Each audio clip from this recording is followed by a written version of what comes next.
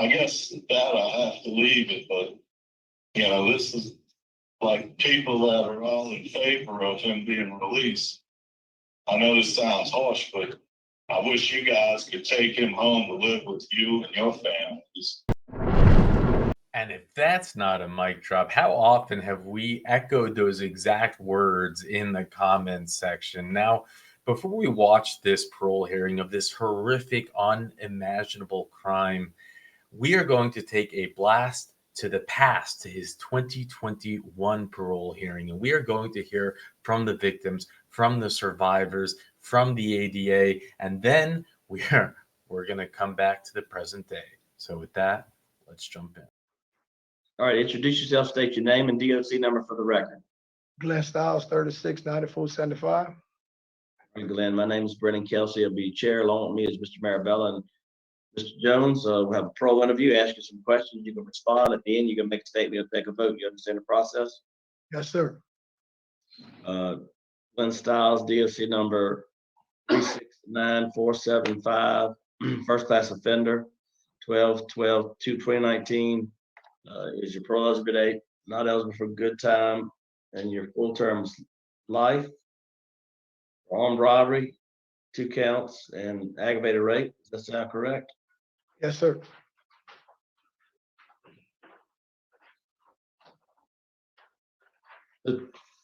Tell me how old are you? 43 years of age. How long have you been down? 26 years. It looks like you had one of your charges vacated, count 1, is that right? Yes, sir. That was the aggravated rape. Yes, sir. That was in 2012, does that sound right? Yes, sir.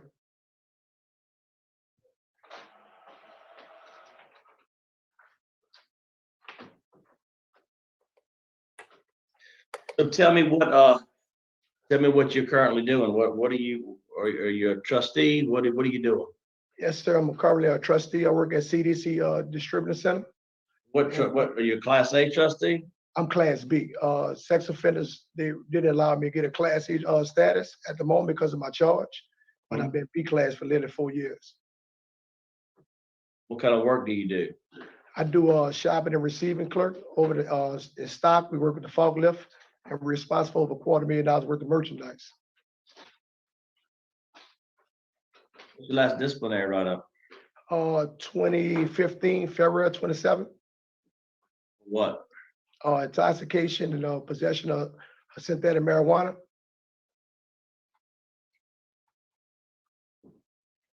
So sounds like you've had a drug problem and had one all the way to 15. What have you done for it while you're there? Well, since then, I rewarded Bernard for helping. I went to a program. I got drug program since then, and I've been actively involved in NA and Celebrate Recovery. What drug treatment program did you go to? CPP accredited program. That's something that was given for reentry. They let a few Angola members attend there, and I was doing treatment. They do it for like every weekly, then they test us for like a year. So I successfully, my last 6 years, I've been without drugs. What other, do you have a GED or high school diploma? Yes, sir. I got a GED in February 12th of 1999. And how are you? How long did you go to school? What grade did you drop out of school? I was the 12th grade. Went to the 12th grade. You dropped out. What school? John McDonald High School. And why'd you drop out? I didn't drop out. That's when I caught the charge. All right. How old were you when you caught the charge? 16 years old.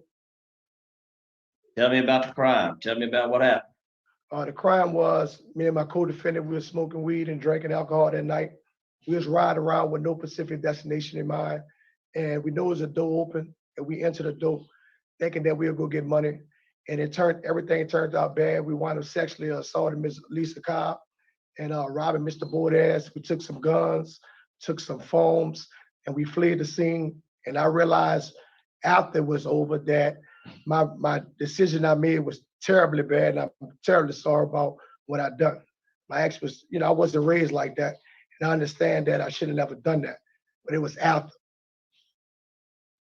And you were on dope at that time? Yeah, we smoking weed and drinking some alcohol early at night.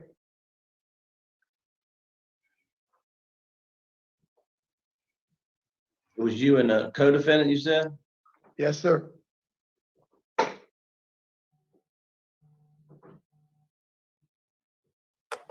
What's your plans if you to be successful today? Where would you go? What would you do? Well, if the board see fit to let me go, I will go to my mom temporarily. Then I got accepted by the Parole project, and they employ me next door to me. He a mentor named Louis Gibson. He'll bring me every day to the Parole board, and I already identified NA group that I could be a part of. And I have temporary employment at the manual cleaning service, where I'll be buffing floors, and then I'll stay till I get an out-of-state compact approved, and I'll be living with my sister.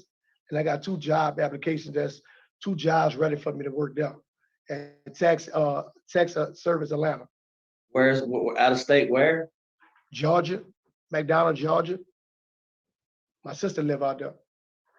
You're gonna go. You would want to go to the Pro Project, then get your ICOTS, and then go to Georgia.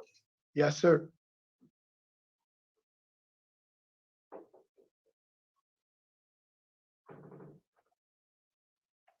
Ward, you have any input for us? No, sir. Everything that y'all said and mentioned already, he's pretty accurate with everything. So that's all we have. All right, thank you. All right, would you answer Mr. Attorney Marabelle's question, please? All right, sir. Mr. Stiles, tell me about your drug history. I know you were 16 when you went to jail, but tell me about your drug history before that. I started using drugs somewhere around 14 years old, smoking weed and drinking alcohol. And I kind of continued till I got locked up. That's how, I was off and on smoking weed and drinking.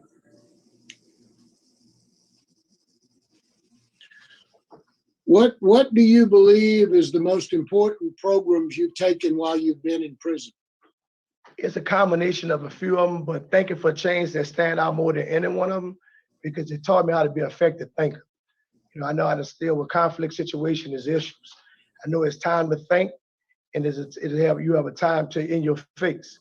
So I learned the value of making decisions.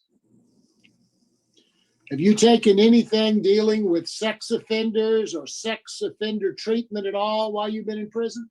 Yes, sir. I've successfully completed risk management program. Tell me what you learned about that as it relates to what you did and what you committed that night. Well, risk management, it taught me a lot about risk factors. It taught me about not being around negative peer group. It gave me hints of understanding when I'm violating risk factors. And it helped me understand and make better decisions. And what did it tell you about what you did to the victim in this case? It showed me that I greatly affected the victim lives and the victim family lives tragically behind my decision. And I'm terribly sorry behind that. What kind of skills have you learned while you've been in prison in terms of long-term work? Well, I obtained 5 diplomas of carpenter, culinary, graphic arts, and pesticide degrees. I have 2 of them. I want to do carpenter work. I want to do carpenter work if I get an opportunity to get out of here. Carpentry work is the work you want to do? Yeah. I'm good with my hands. I'm very crafty. I worked on a carpenter crew for over 1.5 years up here, and I got a ton of experience. How are you going to be able to stay off of drugs if you get out? Well, I'm a recovering addict. I haven't touched drugs in over 6 years. I'm gonna be a part of AA and NA group, and I'm gonna enroll to Celebrate Recovery. And I got a strong support team, and I got a mentor. You say you've been off drugs for 6 years, so you've had issues while you've been in prison? Oh, can you repeat that? What you mean by that? You've had issues with drugs while you've been in prison? Yes, sir. Yes, sir. How many times have you been written up for drugs or having drugs in your system? I had drugs in my system 1 time. I've been written up for drugs twice. When was the last time you were written up for drugs? My last write-up was 2015, February 27 or 28, if I'm not mistaken. And was that for drugs? Yeah, yes, sir. Synthetic marijuana. And so what is your plan? How do you intend on staying off of drugs if you are released? If I'm a release, I will be a part of the NA program that I already located that's next door to the place for my mother house. And I got a strong support team, mentor, and I stay praying. That's all the questions I have, Mr. Chairman. Thank you. Mr. Jones? I don't have any questions, Mr. Chairman. All right. See, we'll hear from Mr. Hunley. Andrew Hunley with Louisiana Parole Project. Just for clarification, due to registration issues, Glenn would not be a resident in Parole Project's residential program. However, the reentry plan that we have worked on with Glenn would have him releasing to his mother in Laplace. There's a Parole Project employee who commutes to Baton Rouge 5 days a week who would bring Glenn to Baton Rouge to receive the services and programming for his first several weeks home. We would coordinate with the appropriate P&P district to start the ICOTS program, the ICOTS approval for him to move to Georgia once he was nearing completion of our program. We think it's obviously our program was originally started for individuals who were serving long prison sentences since they were juveniles. So while we understand this board could send him straight to Georgia, if they approved his parole, we would ask for him to be able to come take part in our programming because it'll help him with his long-term success. Our organization has been in contact with his family. One thing that this board will find is that Glenn does have extensive family support in Louisiana and in Georgia, and we feel very confident that if this board is to grant him parole, he will have continued support to ensure that he is accountable, remains accountable to any guidelines that are expected of him. As this board is aware, we will have a substance abuse evaluation and a mental health evaluation completed on Mr. Stiles if he is released immediately upon release, and those recommendations would follow him wherever he would go. So our organization stands ready to support Mr. Miles while he's in Louisiana and once he leaves the state if this board grants his parole. Thank you. All right, thank you. Now we're here for Ms. Latrice.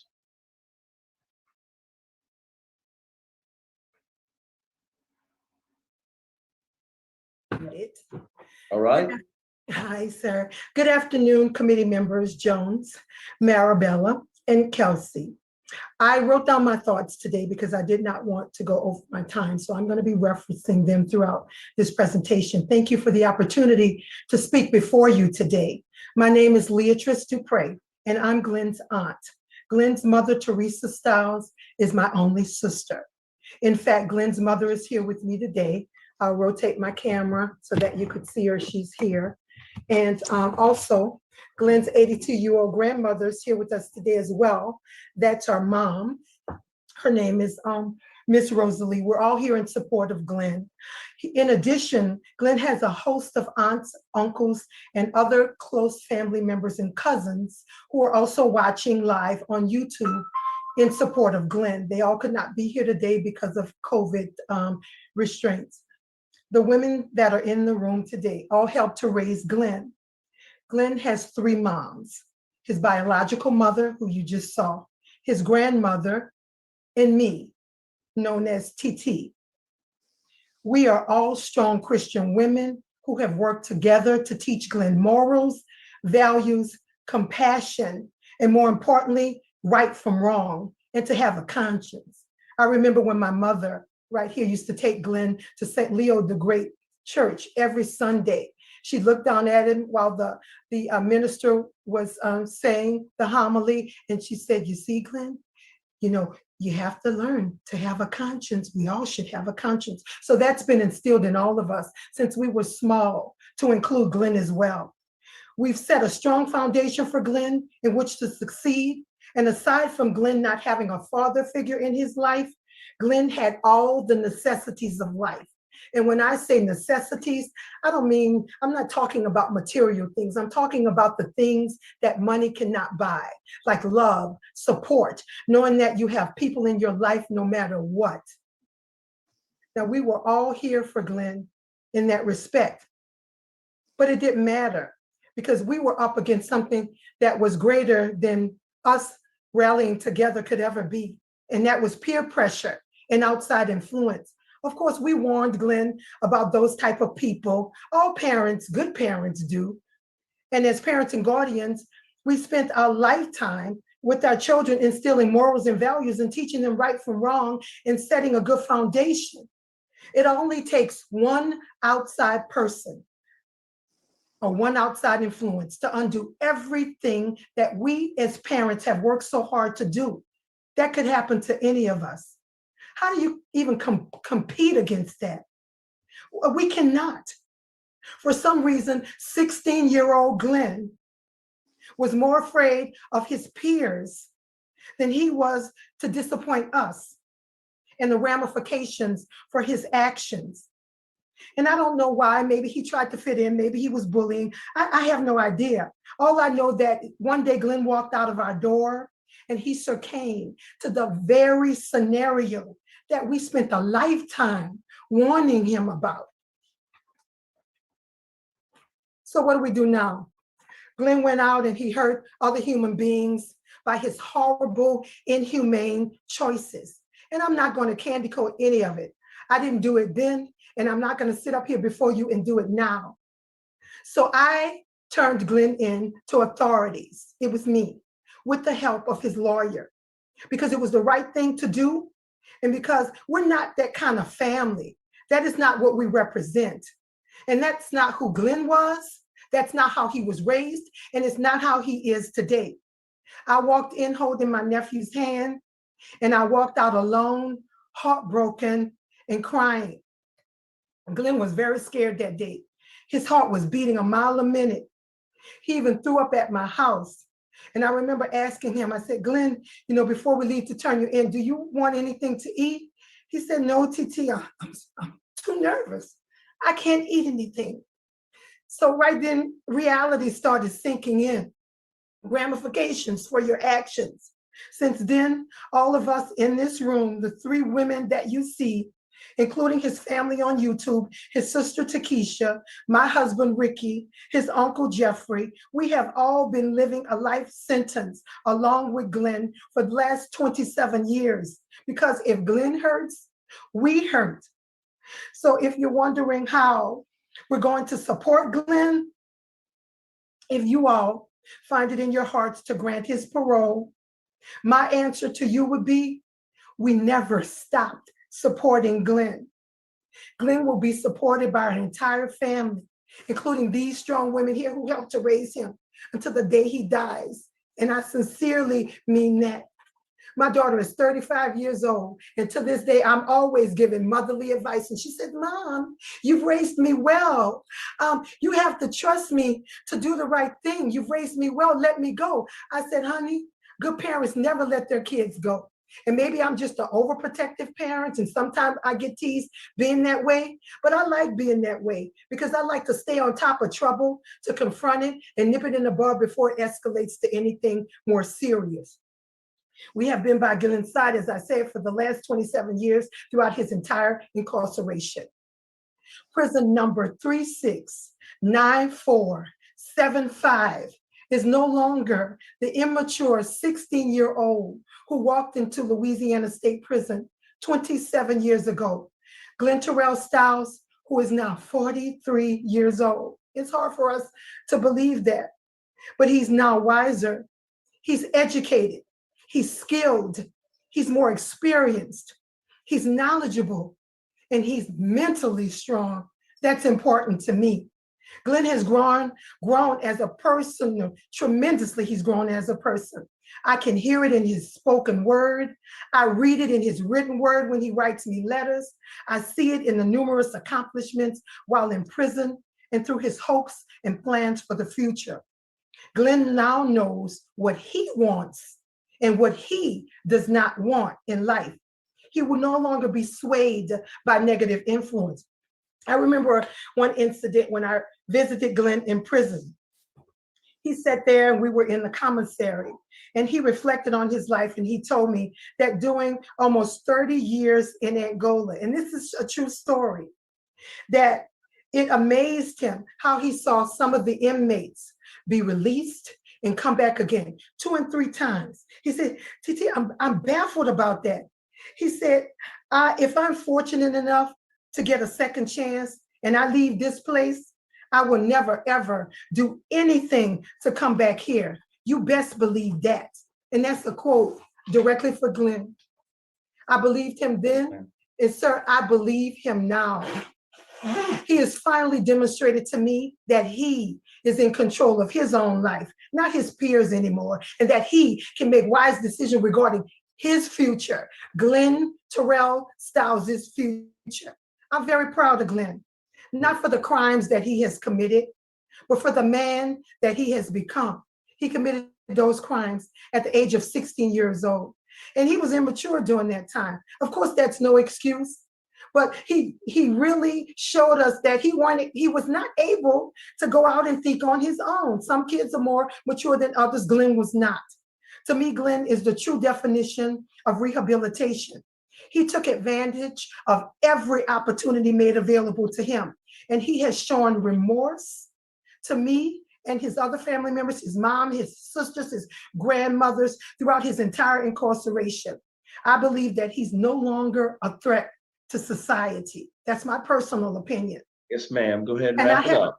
Okay, I have to commend the Louisiana State Prison for a job well done with Glenn. As strange as that may sound, they have put together programs and processes for inmates to improve their lives and to get the treatment, education, and skills to desperately needed to become productive citizens in society. Glenn has taken full advantage of all of that, including risk management skills.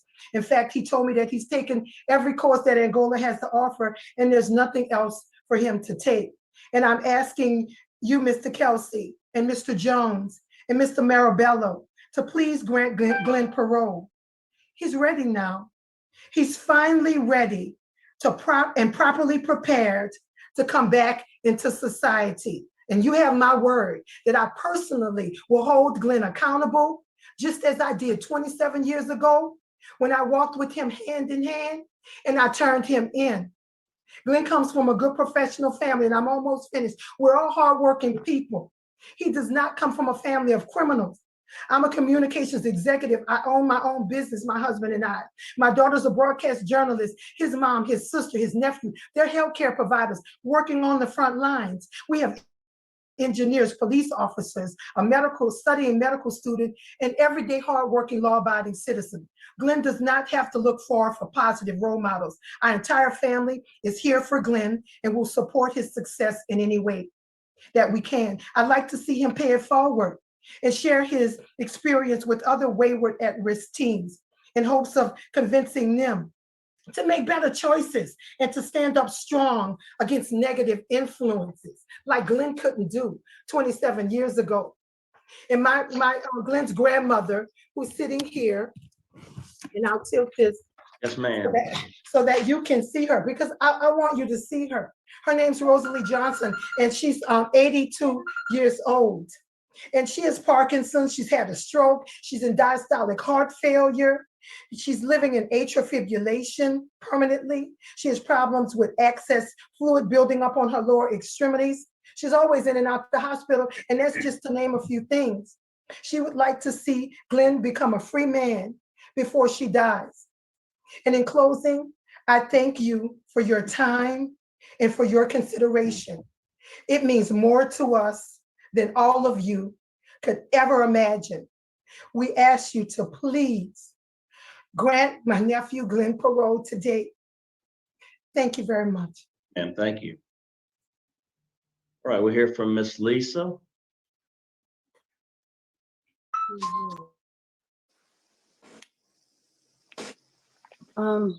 Good morning. I had 1,000 things that I wanted to say this morning.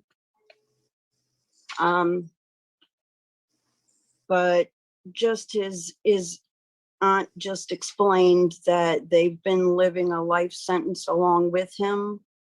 So have I. I've been living a lifelong sentence full of pain. I felt like I was treading water and drowning almost every day of my life because of what he did to me. I understand your pain. I understand your support. And I commend you for sticking by him. Ultimately, it doesn't matter what y'all have done, it's what he has done. If he is prepared for this, it's in God's hands. All I want is some sort of peace in my mind after all of these years. I don't want to have to live with the pain of the words, "have a nice life," as that gun was pointed to the back of my head. I want those words to go away. I don't want him to suffer. Most people would. I don't. I want to be able to forgive. God forgives. God is good. He has forgiven me for so many things. I can't forgive Glenn yet. I pray that one day I can. I really do. I really do. I pray for justice. I pray for Glenn. I pray for you, the family, his mother. Y'all didn't ask for this. I didn't ask for it either. I didn't ask for any of this. Words can't convey everything in my heart. I just need him to know that he has really, really affected my life in ways I can never, ever truly explain to anyone.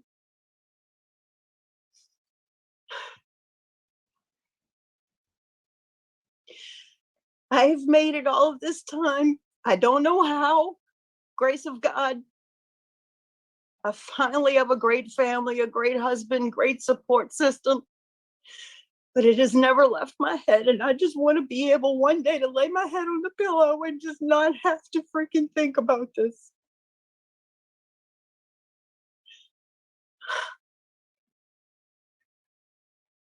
I am glad that he finally owned up to his crime. In the beginning, he kept saying it wasn't him. All these years, that's really all I ever wanted, was just to hear him say that he did it and that he was sorry. I have nothing to do with the legal system. Whatever they decide to do, God willing, the right outcome. I just want to be able to put this behind me. I want to be able to not think about this anymore. And I know that's not going to happen, but I just want some kind of peace in my mind that this man is truly sorry for what he has done to me.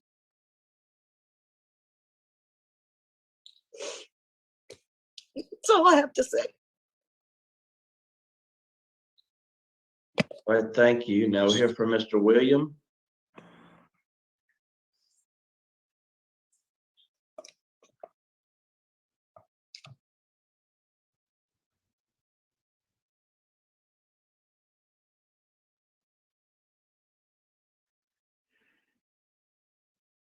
I think you're still on mute, Mr. William.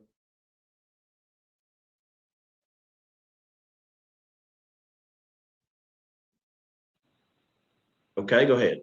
Hello? Okay, Yeah. go ahead. Can you hear me? I can, go ahead. All right.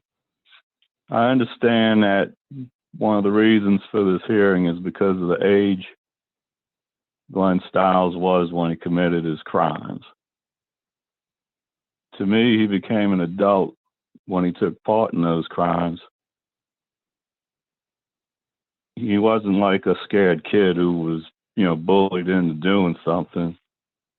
He was the person standing behind me telling the other man with the gun to blow me away because I didn't have enough money in my wallet, according to them.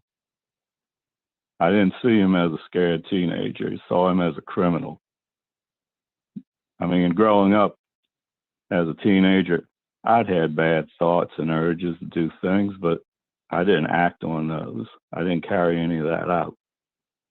I feel his age had nothing to do with his judgment.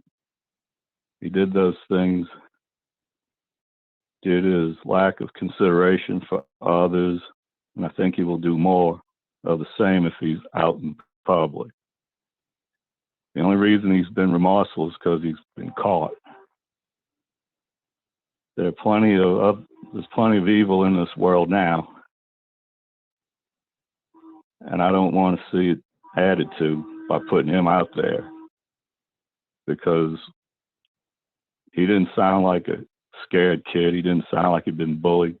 He was the one urging the other guy to shoot me when they had me down on my knees with the pistol up against my skull. I think about this stuff a lot. I mean, when this happened, you hear people talk about seeing their lives flash in front of them.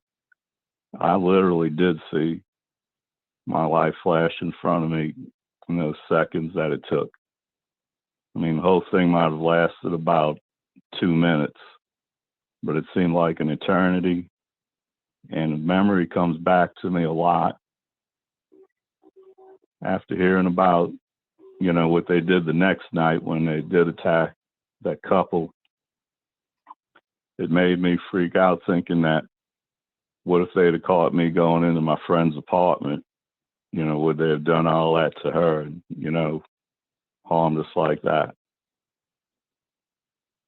I didn't used to, I know it's been 20-something years, but I used to not be real concerned with my personal safety until that happened. And nowadays, as I've gotten older, I've become even more concerned about my safety. And I understand that he had a strong family with him, but I feel like in spite of that strong family, he still did the wrong things. And in spite of the support that his family and the state is going to afford him, he may still end up doing the same things again.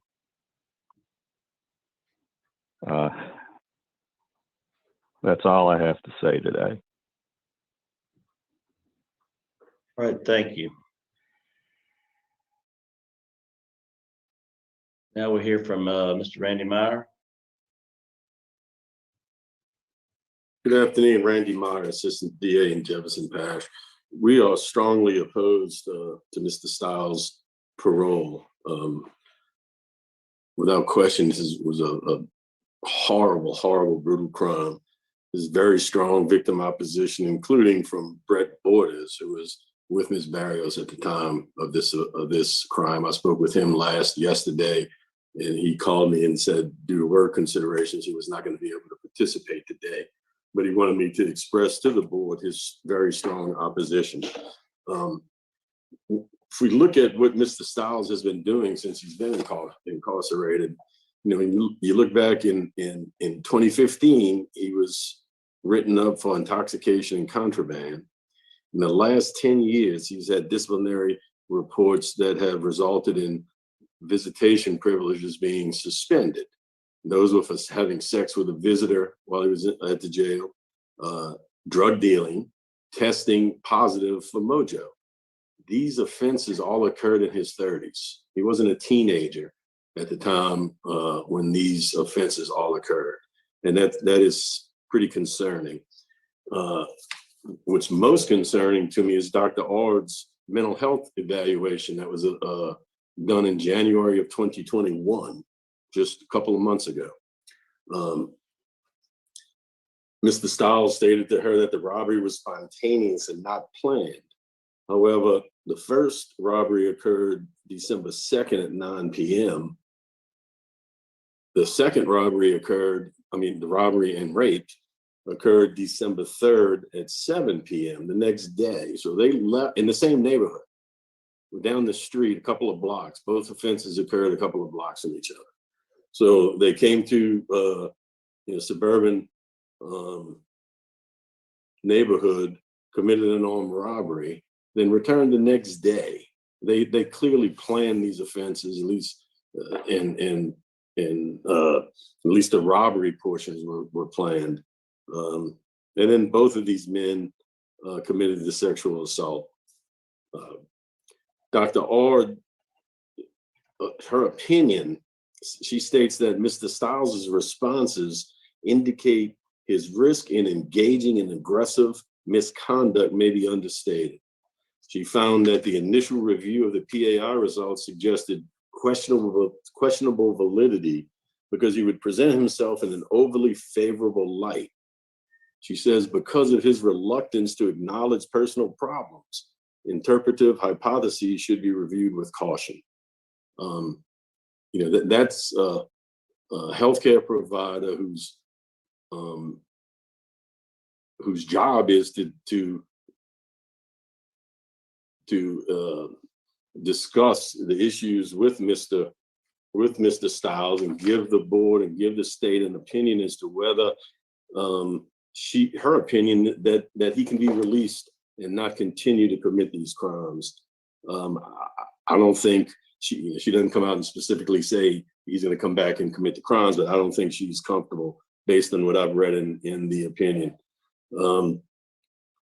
She also references that her opinions were confirmed by the December 19 evaluation, where Mr. Stiles was being treated for opioid abuse, but he quit taking the drug because he said he didn't need it. That's concerning, very concerning also.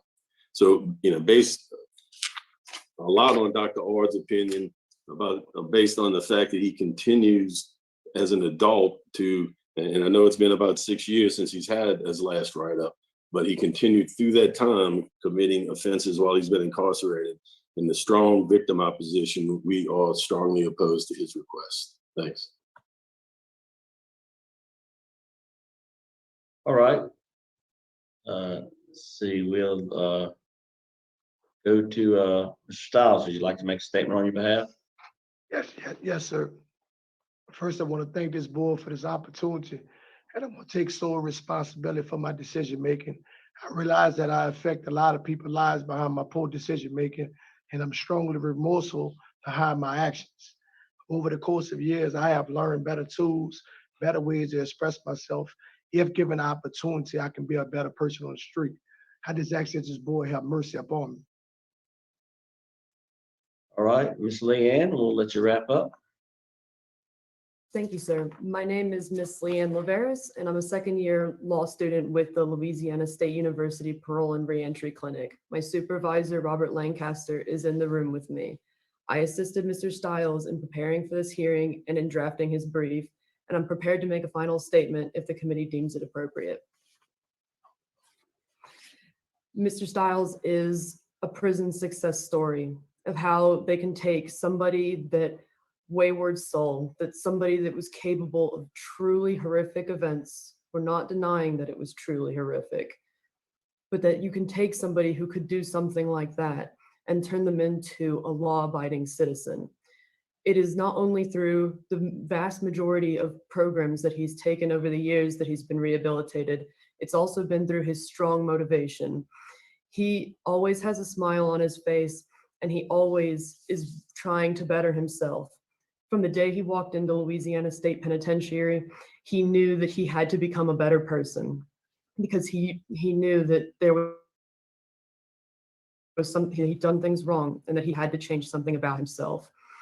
He got his GED and he took risk management and victim awareness before Graham came down and before he even had the dream of getting paroled. When he committed this crime a few days shy of his 17th birthday, when the brain is not fully developed yet, especially with regards to making decisions in emotional situations and where peers are involved. He stands before you now, a 43-year-old man who, through his programming and years of maturity, has learned the tools to be able to handle that which comes before him. He's also of an age where he is statistically less likely to commit crimes in the future. To back this all up, he has a low Tiger score. And as you've heard from his family earlier today, he has an incredibly strong support network. They not only will provide him with everything and anything that he needs in order to succeed, but they will hold him accountable. As Ms. Dupre said, she was the one that walked him into the prison, and she has no problem doing it again if he were to step out of line. He has 2 houses that he can stay in, his mother's house in Louisiana and his sister's house in Georgia. He also has 4 job offers that are pending, waiting for him to get out.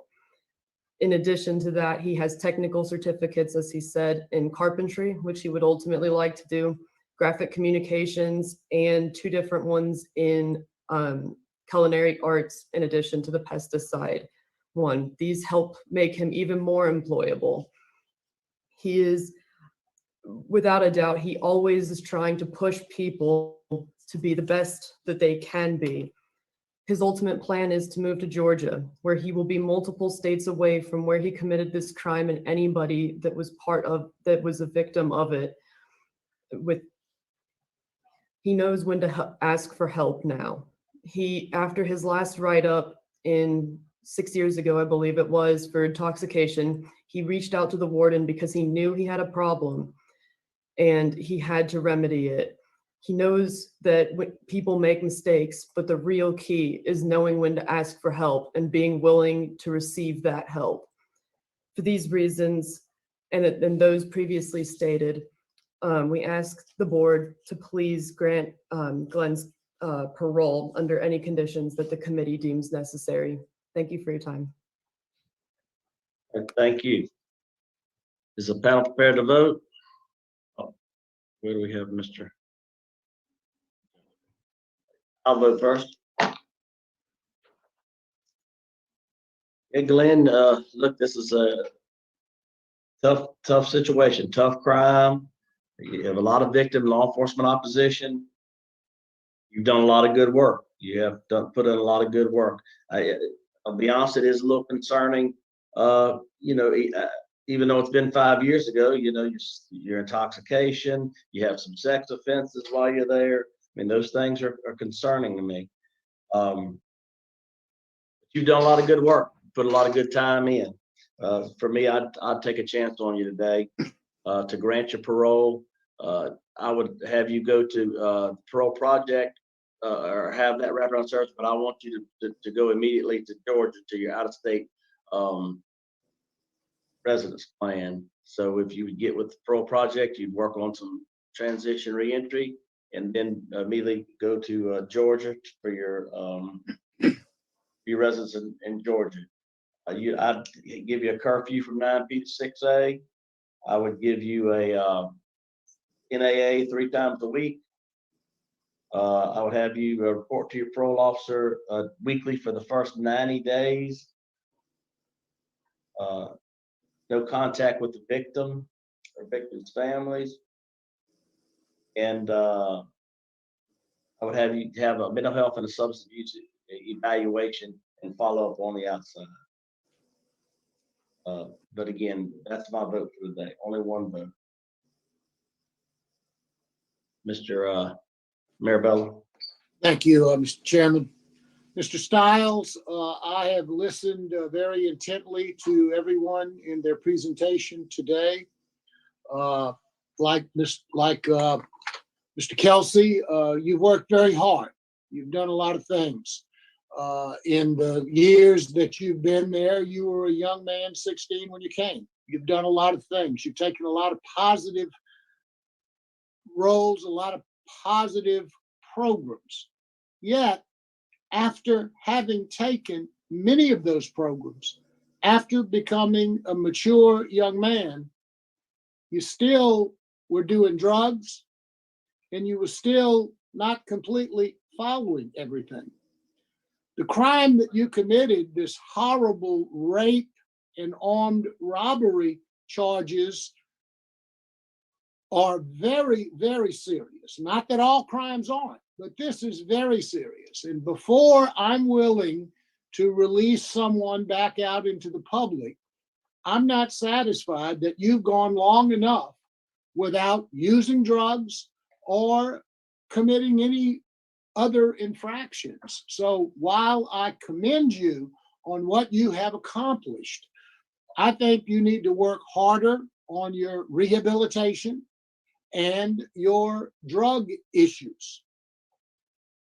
My vote today would be to deny you, but to encourage you to continue to work hard. That would be my vote, Mr. Chairman. All right, thank you, Mr. Jones. Yes, Mr. Chairman, Mr. Stiles, you've got great support. And I want to commend you also for all the work you've done. And you've made the best out of a bad situation. You've made the best out of a bad situation. I am concerned, like Ms. Mabel says, some of the things I know your last write-up's been 6 years ago. That's still concerning to me, of some of the things that you continue. I want to encourage you. I want you to go find a mirror, take a look at yourself, really take a good close look at yourself and see who you really are. My vote today is going to be to deny also because of the strong law enforcement opposition, victim opposition, and my vote's going to be to deny also. All right, you have 2 votes to deny and 1 to grant. Your parole's been denied. Thank you.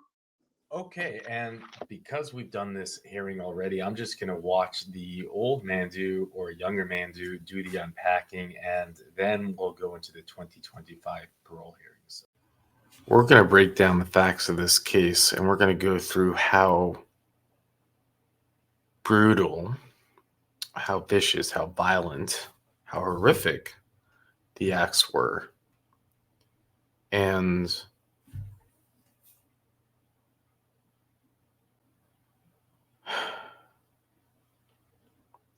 you know, it's kind of like a rule of thumb, in my opinion, when someone opens up with their speech by saying, I'm going to keep it short, you know that it's going to be long and it's going to be rambling and it's going to be ridiculous.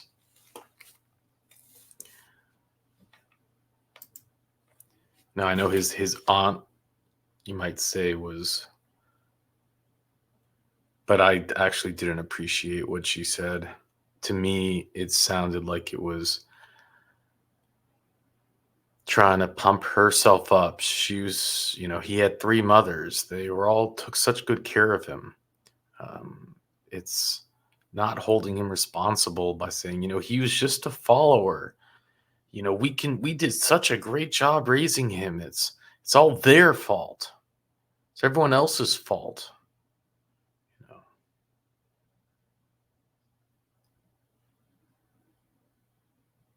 All the pain and suffering that they're going through. And meanwhile, you have the victim just sitting there having to listen to it go on and on and on and on and on and on.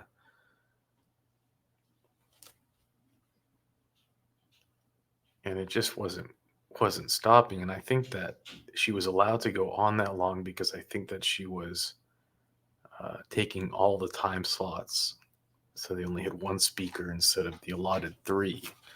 But I was wondering, why is the first time in hundreds of hearings where Brennan Kelsey isn't cutting off the speaker? How is that happening now? But I think that's why. But even then, I didn't time it, but it still felt like it went over.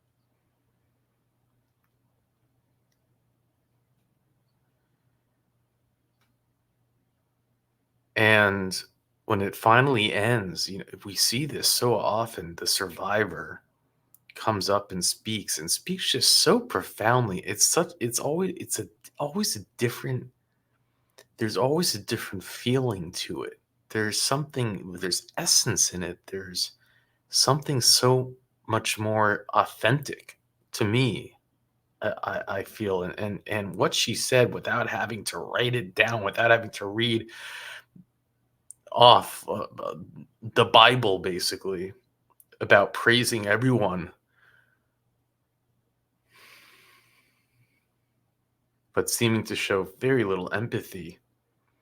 But then you have the survivor come on, and she just says, I just want it to end. You didn't feel even anything. She just wanted the system to do it. She just wanted it to end. But you saw when they made the right decision, she was relieved. The sigh, it looked like she let out, she exhaled. She was holding her breath. Then she got a hug from her loved one. I mean,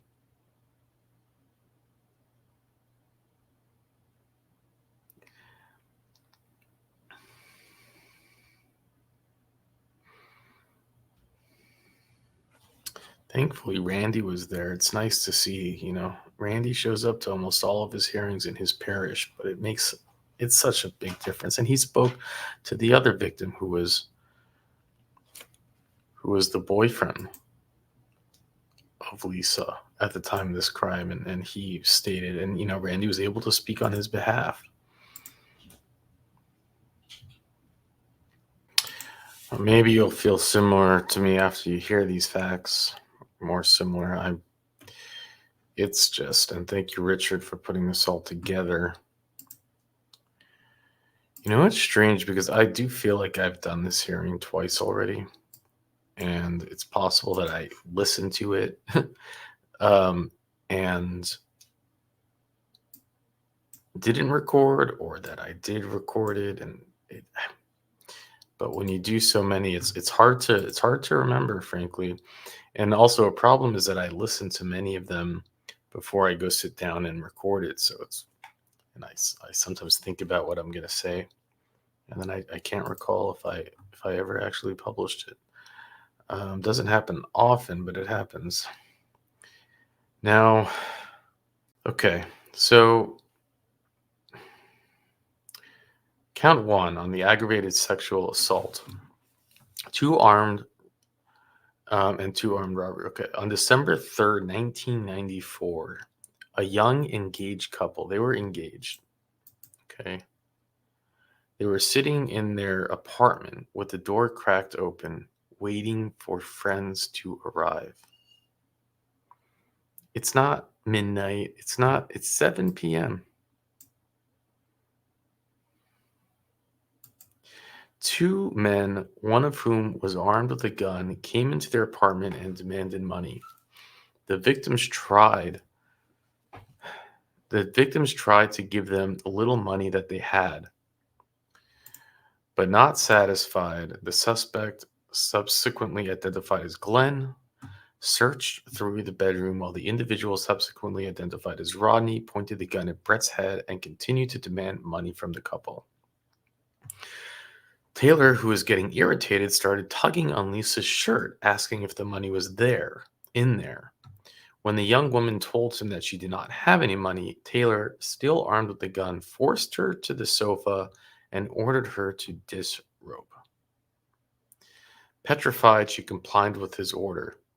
After Lisa sat on the sofa, Taylor kneeled in front of her, pulled down his pants, and forced her to perform oral on him. He then engaged in vaginal intercourse with the woman. So this young, engaged couple with their whole lives ahead of them had these 2 punks come into their home and do that. And and then to now think about listening to his aunt talk about how they raised such a great kid and it's all everyone else's fault. And that's how and why I'm so enraged. The idea that he would even be going back to that home is just sickening. You cannot say those statements when your nephew does something like that.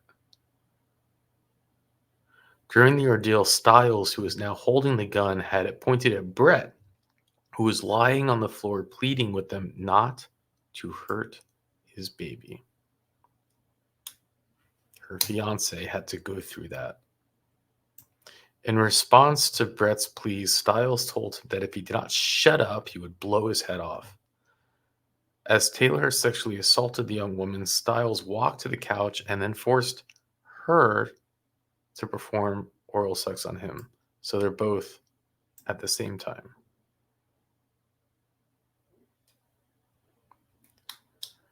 When Taylor subsequently finished, Stiles handed him the gun and then proceeded to engage in vaginal intercourse with the young lady. When the two men were finished, they gathered some property, including a white cordless phone and a Winchester shotgun, and left. When the police arrived, Brett talked to them and gave them a description of the perpetrators. In the meantime, the young woman, who was bleeding and felt weak, was transported to the hospital. During the course of the investigation, the police showed the victims two photographic lineups. On the first occasion, they were unable to make an identification. However, both Lisa and Brett positively identified the two suspects during the second photographic lineup. Also, the two victims positively identified the defendant in court as one of the perpetrators. Additionally, the property that was taken during this robbery, a cordless telephone and a shotgun, was subsequently recovered. It's such a shame that they had a shotgun there and couldn't use it. And that's how quickly these things happen. Then there's the count 3, which is armed robbery, which they actually, for some reason, they found him not guilty. Whatever, the jury's, So then you skip to count 4, which is an armed robbery. Who we heard from him. He was on the phone, or we didn't see his face. He chose not to have his face there, and he spoke about how he saw, if you remember, how his life flashed before his eyes. On December 2nd, 1994, at about Taylor, armed with a gun, cursed at the victim, forced him to his knees, put the cocked pistol in his face, and demanded money. Again, just a bunch of good kids. At this point, Stiles, who had positioned himself by the entrance of the building, approached the victim and yelled at him to hand over his wallet. After Mr. Gilmore surrendered his wallet to the two men got upset at the small amount of money, and they started shouting obscenities at him and said that they ought to blow my ass away. Luckily for Mr. Gilmore, the two men took his wallet and the blue igloo cooler that he was carrying, but threw back his wallet as they fled.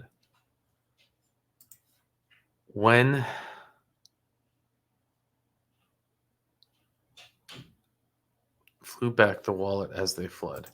When the police arrived, Mr. Gilmore gave them a description of the two men. Although Mr. Gilmore was unable to make an identification in either of the two photographic lineups that was shown, he subsequently made an unplanned identification of the defendant. What does that mean? As Mr. Gilmore sat in the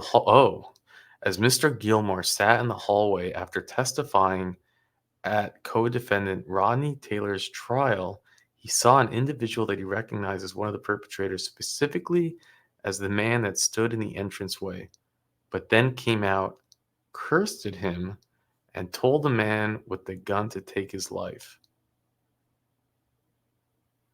I'm not sure what that means. Testifying at co-defendant Rodney Taylor's trial. Okay, so he's testifying at his co-defendant's trial, and he saw someone that he recognized as one of the perpetrators, specifically as the man that stood in the entranceway, but then came out and cursed at him and told the man with the gun to take his life. So that's so interesting. He just finishes testifying when he sees him. In addition to that identification, Mr. Gilmore positively identified the defendant in court as one of the perpetrators. The cooler, which was taken during the robbery, was also recovered at Rodney Taylor's residence. These guys are just brilliant. In addition to the testimony of the witness previously set forth, which reveals the factual scenario of the offense, as well as the investigations, there are several other witnesses who testified at trial. Rodney Taylor's co-defendant admitted he was involved in the crimes, but denied any involvement in the part of Glenn Stiles. According to Taylor, implicated Glenn in his statements because Stiles had robbed him. The trial lawyer claimed that Joseph committed the offenses with him, however, did not want to implicate Howard, who threatened to kill his family.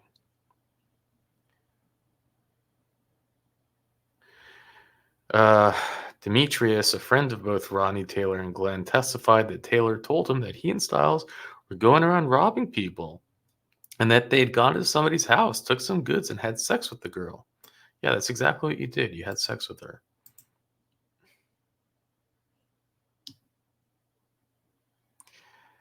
It's he like, so he was 16 when he did this, right? And the reason that he has a chance for parole is because they found it unconstitutional to keep these kids up for life.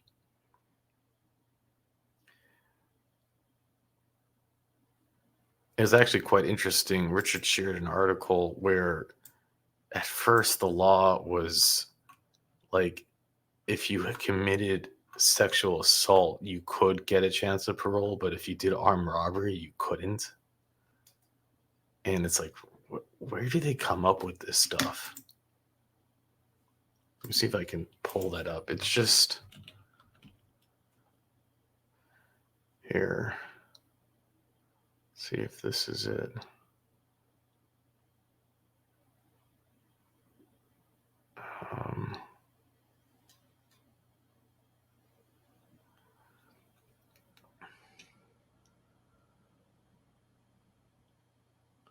Yeah, it does say that.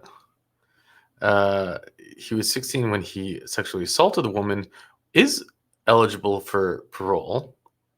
However, Stiles is not eligible on his 99-year sentence. He received in 2 separate armed robbery convictions because it would mean that Stiles was like, whoever writes the legislation, it's like, really? Oh, so doing that to a woman is not as bad as an armed robbery? Like, are you guys nuts?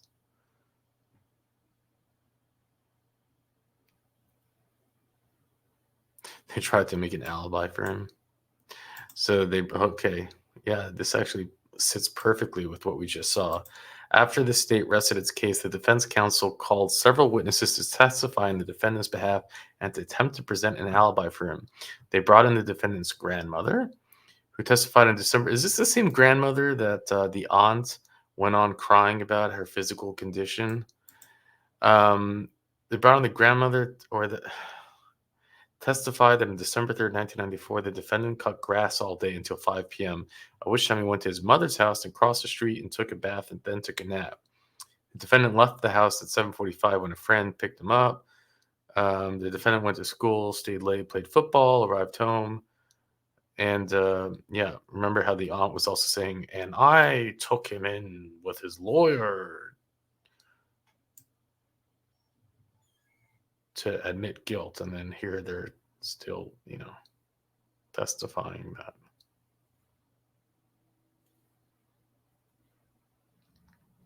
I mean, to their credit, the aunt did not stand up as a witness in his defense. So, I can't be totally hard on her. And I get it. Family members need to stick up and love their family members. But at a certain point, you cannot, what's the word I'm looking for?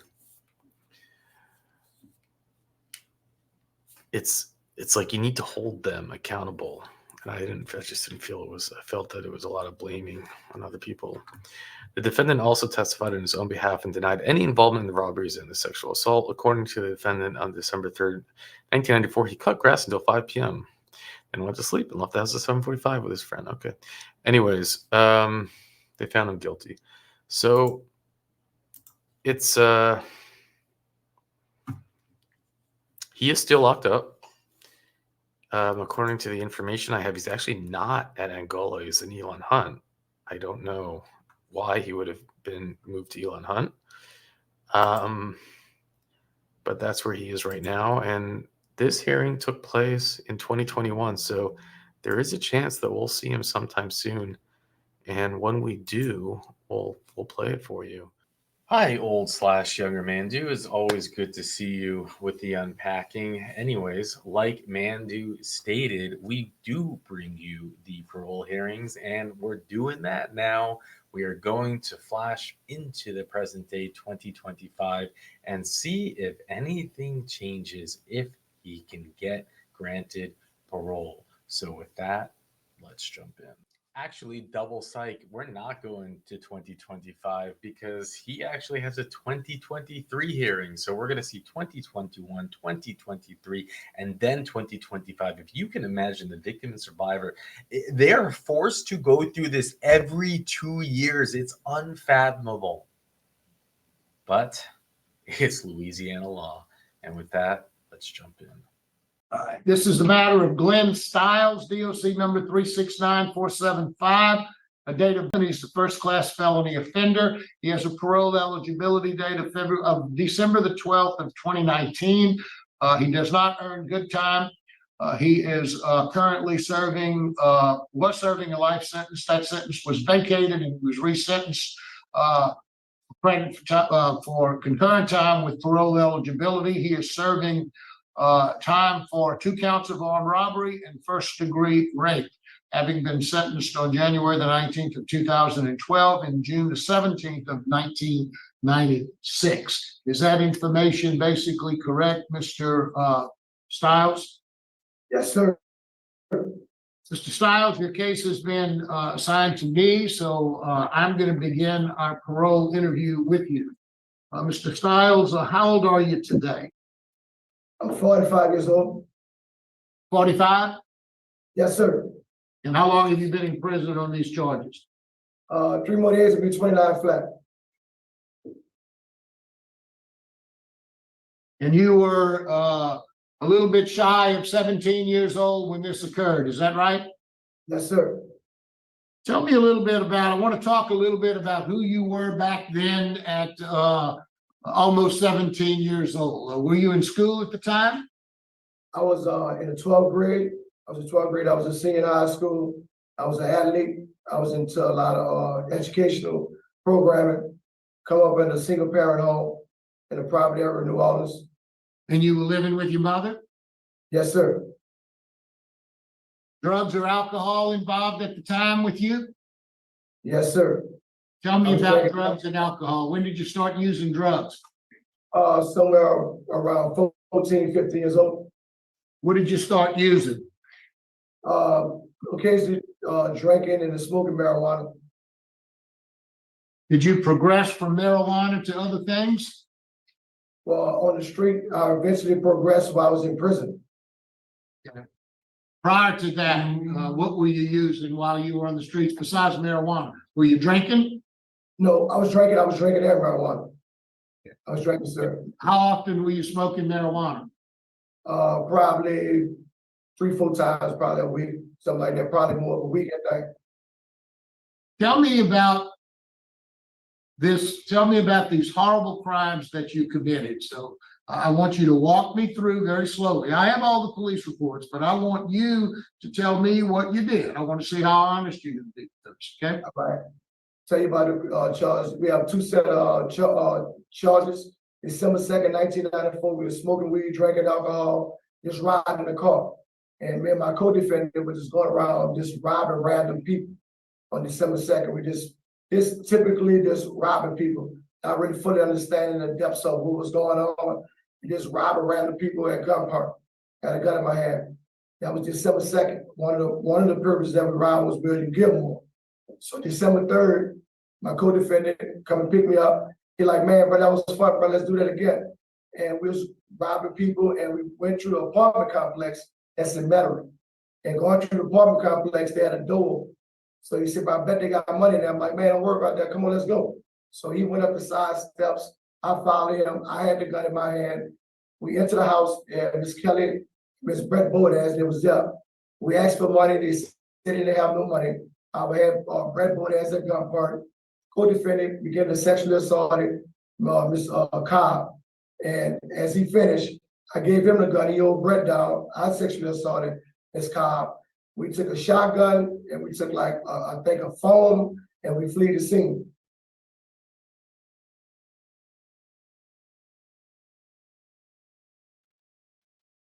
Tell me why, as you look back now, Mhm. do you have any explanation for why? I understand why you were robbing somebody. Why did you brutally?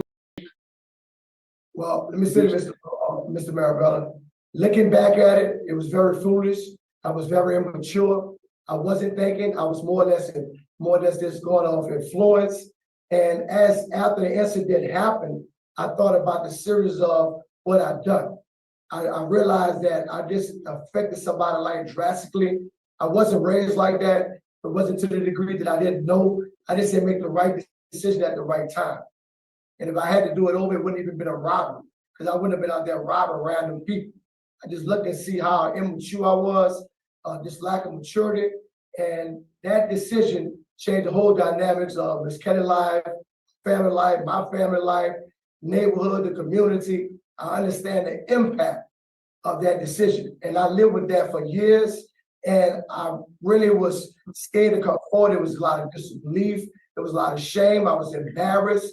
But I had to come to the understanding. Last board, Victor Jones had told me, I need you to really look in the mirror at yourself. And I want you to be honest with yourself. And you gave me a recommendation. You was unsure about my drug problem, the insecurity. So when I looked in the mirror, I didn't like that 16-year-old kid that done this sexual assault.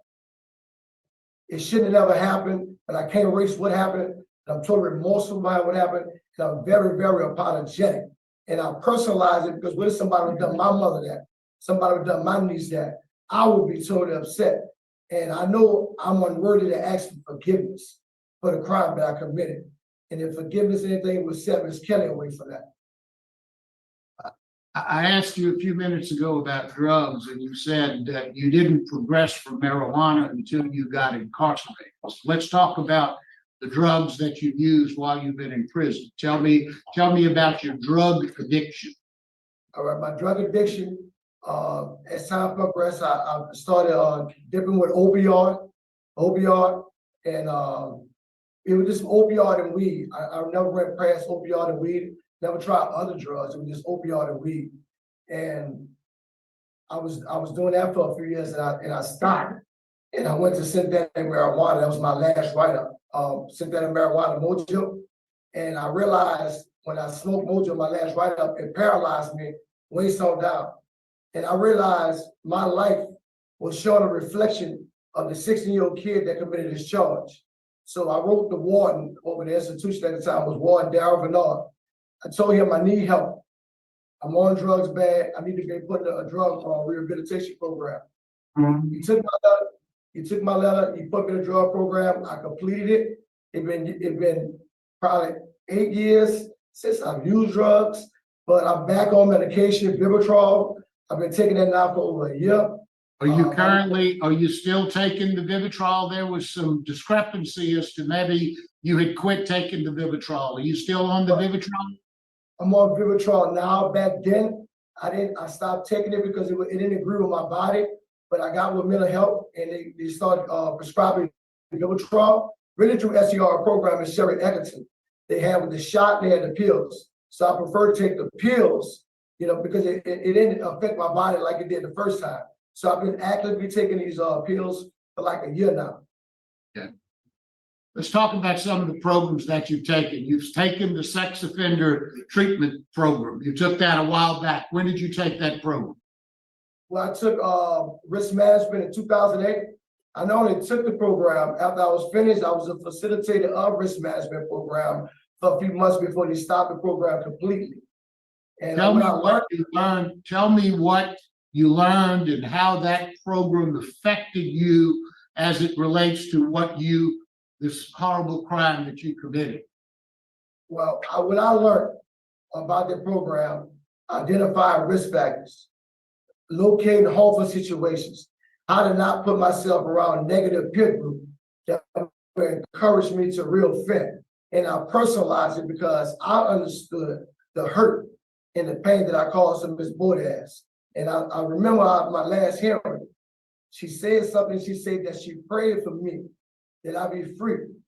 And that was so phenomenal to the point that I've been praying for her for years. I've been praying that she can see the man that I became, opposed to the kid that done these horrible crimes. I acknowledge the crimes was very horrible. It was something that should never transpired, but I always pray for her for forgiveness, was enough for her to separate herself, that she'll know that I'm not that same kid. And risk management helped me not only deal with risk factors, identify them, and show you how to stay out of harmful situation. What other programs have you taken that, and you've taken a lot. I've looked at all of the programs, all the certificates that you have. Tell me just a few of the programs that stand out in your mind that have helped you and how they've helped you. Outside of risk management, I took a program called Tapuco. Tapuco deal with the only person you cheat is you. They show you how to change negative thinking patterns and replace them with positive thinking patterns, because everything started habit form. Once it becomes a habit, it becomes second nature to you. Then you automatically do these things. This is a program that I facilitate. We deal with mental health and we deal with behavior management people daily. So the more I facilitate Tapuco, I've learned that it helped me maintain my sobriety. It helped me to stay focused. It helped me not to reoffend. And I'll be open about my situation, because I know they got other youngsters that's in the same situation. That one decision turned the whole complexity of so many people's lives. So outside of Tapuco, we got RDAL. RDAL is deal with drugs, not just drugs, it deal with any addiction. Whatever your addiction is, we deal with behavior management. They got something called RSAs, rational self-analysis. What they do with that is every day, you're supposed to do self-inventory of yourself. You replay your day out, you find out, how can I do that situation in a better way? How can I do this? So I'm always in the mindset of making a positive decision, making the right decision before I just respond. Because I realized at 16, I was impulsive as well. And my drugs have been a part of making me do these horrible crimes. That's why I hate drugs. And I've been doing years without them. And I always tell people, anytime your mind is altered, you cannot make an effective decision. So I stress that. Tell me about some of the educational or vocational programs that you've taken. Tell me what you've learned, what you're going to do when you get out, if you get out. So tell me about what you've learned there. Well, if the board see fit to let me out, the most recent certificate I learned was electric level 1 residential. It's a very hard course, but it's interesting. I learned how electric run. I learned how you maneuver. I know the conduits. I've learned so much with electric. It's something I want to do if I get a chance to get out. I'm a certified carpenter as well. Worked on the carpenter career in Angola for like 18 months. And I'm cooking, I do cooking, but what I want to do is do electric and carpentry work.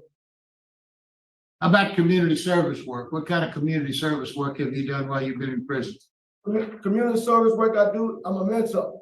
What I do is I all my time that's available, any events that come up here, I speak at the events, I share my story, I interact with these brothers one-on-one, because a lot of them show. They don't realize how blessed they are.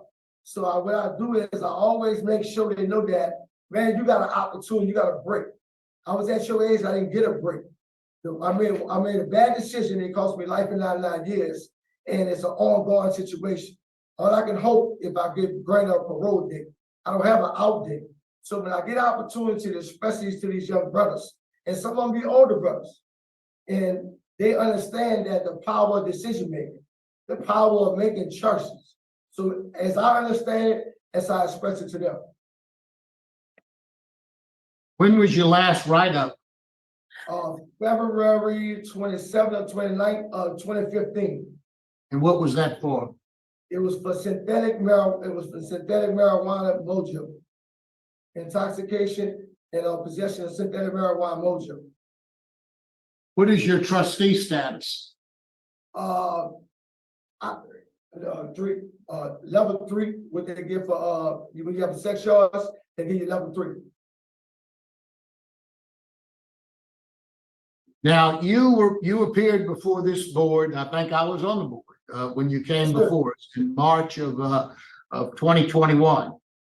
You were denied by 2-to-1 vote because of victim opposition, needing more programs, especially substance abuse treatment. Since March the 17th of 2021, what programs have you taken dealing specifically with substance abuse or any other enrichment programs that you've taken since then? All right. I took a 4 additional drug programs. One was Celebrate Recovery, RDAP, the program that I'm in at the moment, an STR OBR program with Miss Sherry Egerton. She's over. That's the one that administered Vivitrol to me. And they have New Men in Angola. That's a drug programming. It's an extensive drug programming, STR OBR programming. I was there about like 8 months, 8-9 months. And I learned something from all the drug programmings, but it teaches you to be aware of your thinking. You have to be self-motivated. You got to want to stay sober, and it's one day at a time. Tell me, it's my understanding that if you gain parole, you're going to go to the Louisiana Parole Project. Is that your plan?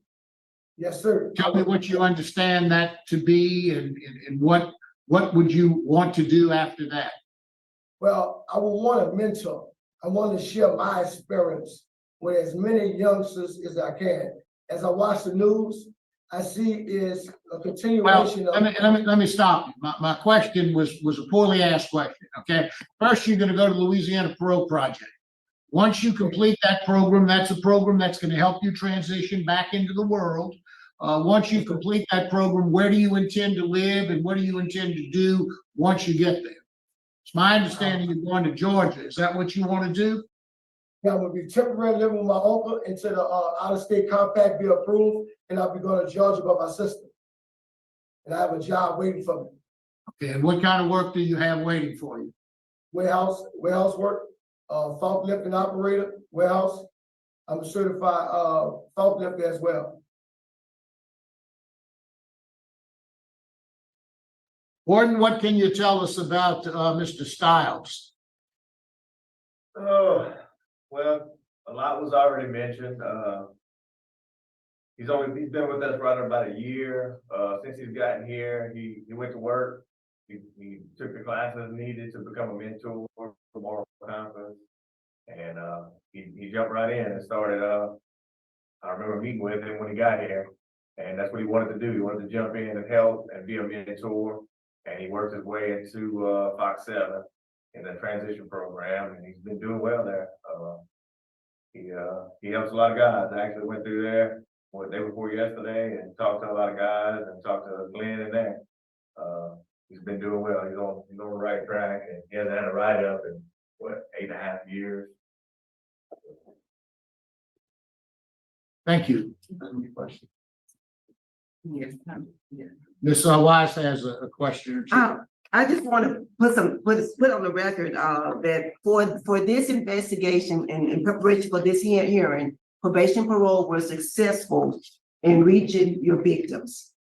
And like you said, the young lady, she was, I don't know if she's here today, but she spoke in her letter. She signed it, "You're a victim survivor." And I just wanted, I'm just glad to know that she knows that she is a survivor. The couple did end up getting married because they were 2 months from their wedding day when you all broke into their home. And they did go ahead and get married, but it didn't work out. And probation parole was successful in reaching the man, and he is still impacted by watching his fiance get raped. There's nothing you can do about that. I just want to put it on the record because life goes on. We've talked a lot about what your life been like, but I wanted you to hear the other side of the coin, what their life has been like, although they have not been behind bars. And it just is what it is.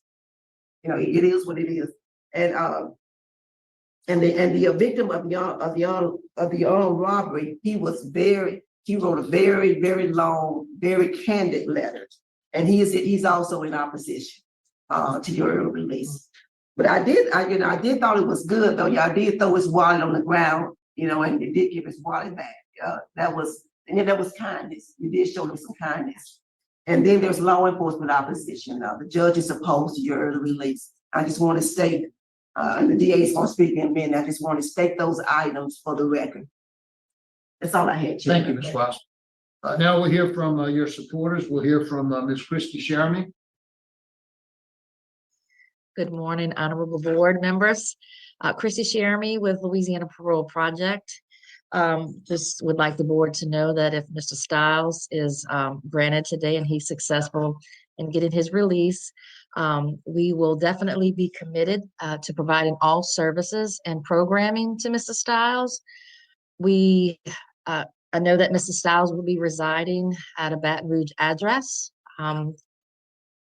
His uncle, if I'm not mistaken, and while he awaits his ICOTS, but we're wholly committed to making sure that we transport him back and forth to our office to provide all of those programming services to him.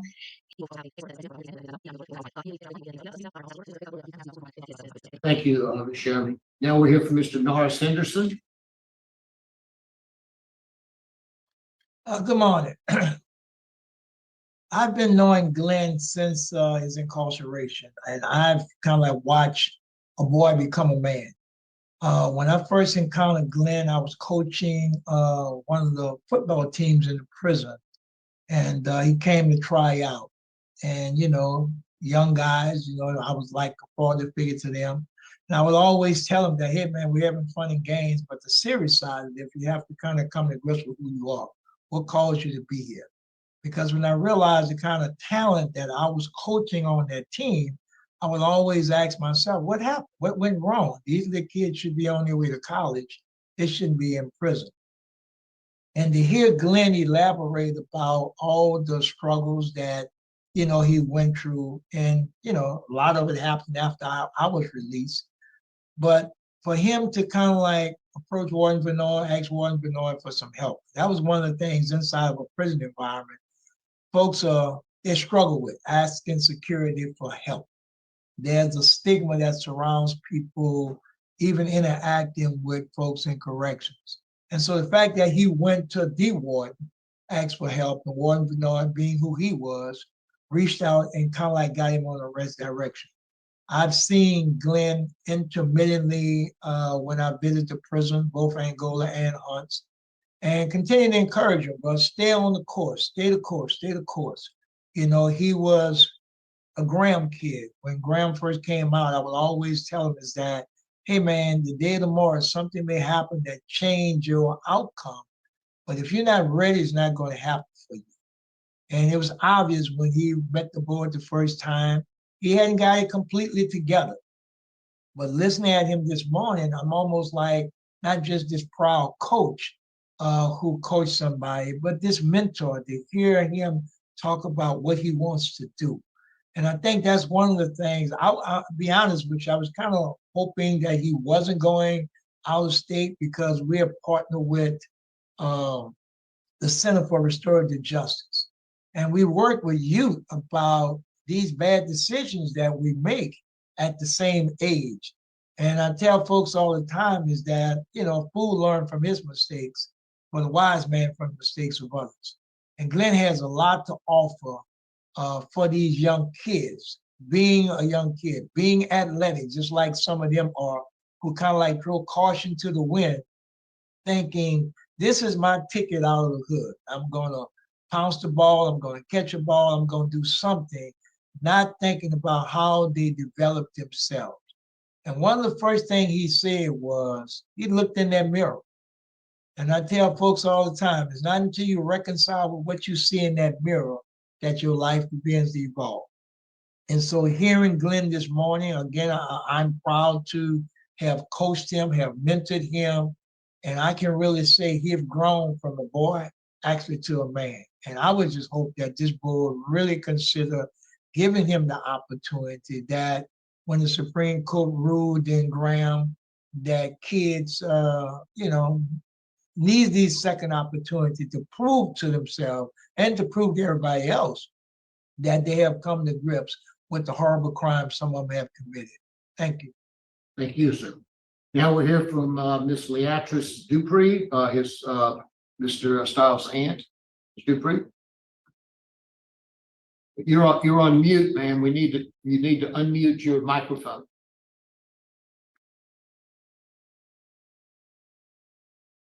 Great. Can you hear me now? Yes, ma'am, we can. Thank you. Again, hello, everyone. Good morning. As Mr.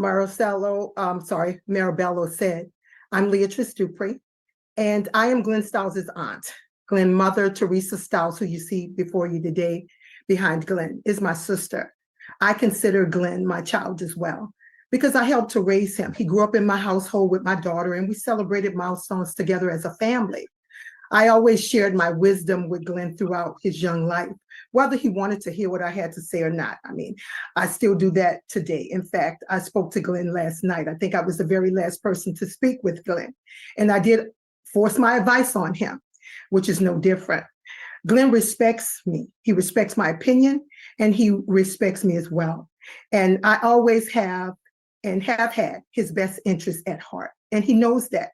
Glenn comes from a good family, a hardworking, honest Christian family. We have morals and values, and we do not condone wrongdoing.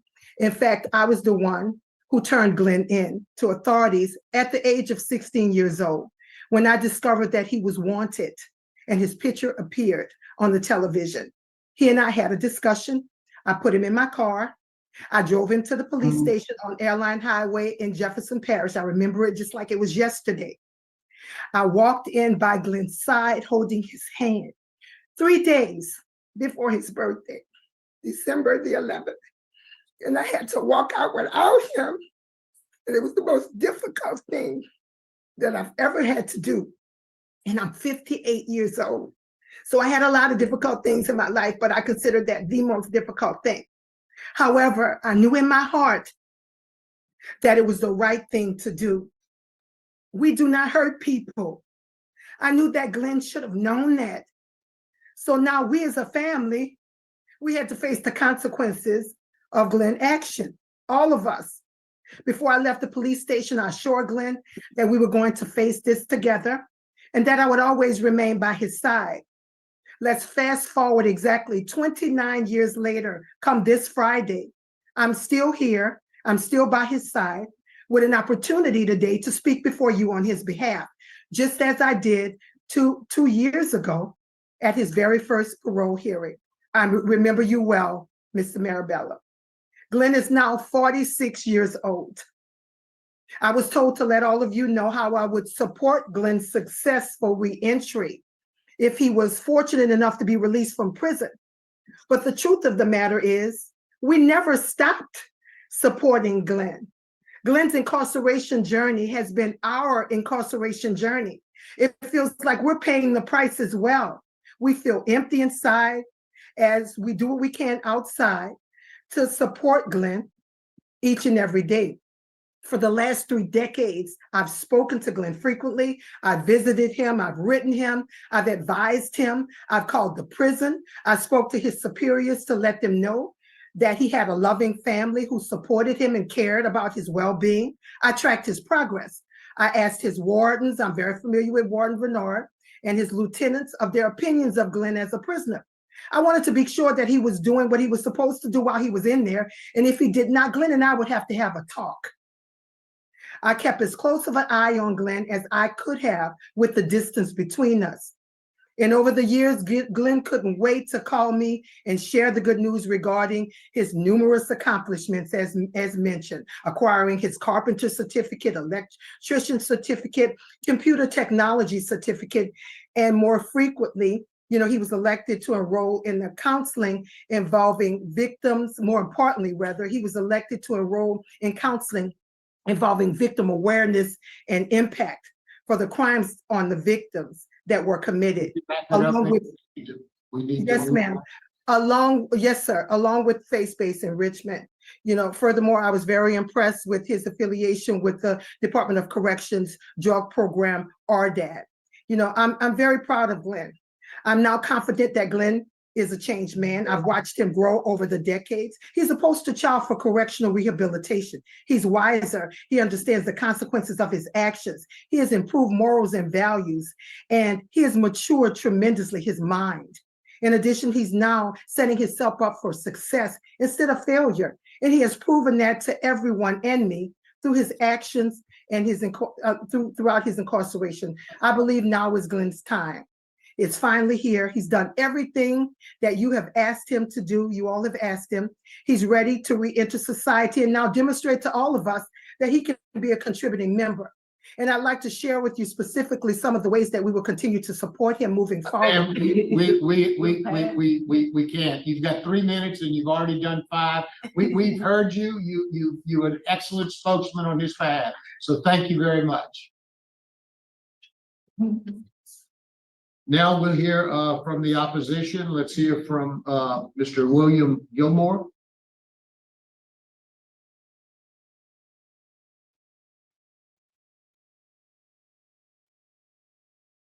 Gilmore, can you hear us, sir? Mr. Gilmore, unmute your microphone.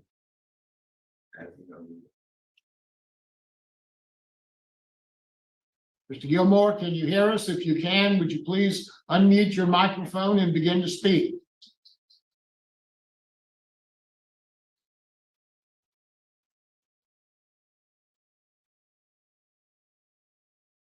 We'll come back to it. Okay. Ms. Lisa Barrios. Yes, sir. Good morning, Ms. Barrios. If you would introduce yourself and tell us what you'd like us to know, please. Lisa Barrios, formerly Lisa Cobb, then Borders for 2 months.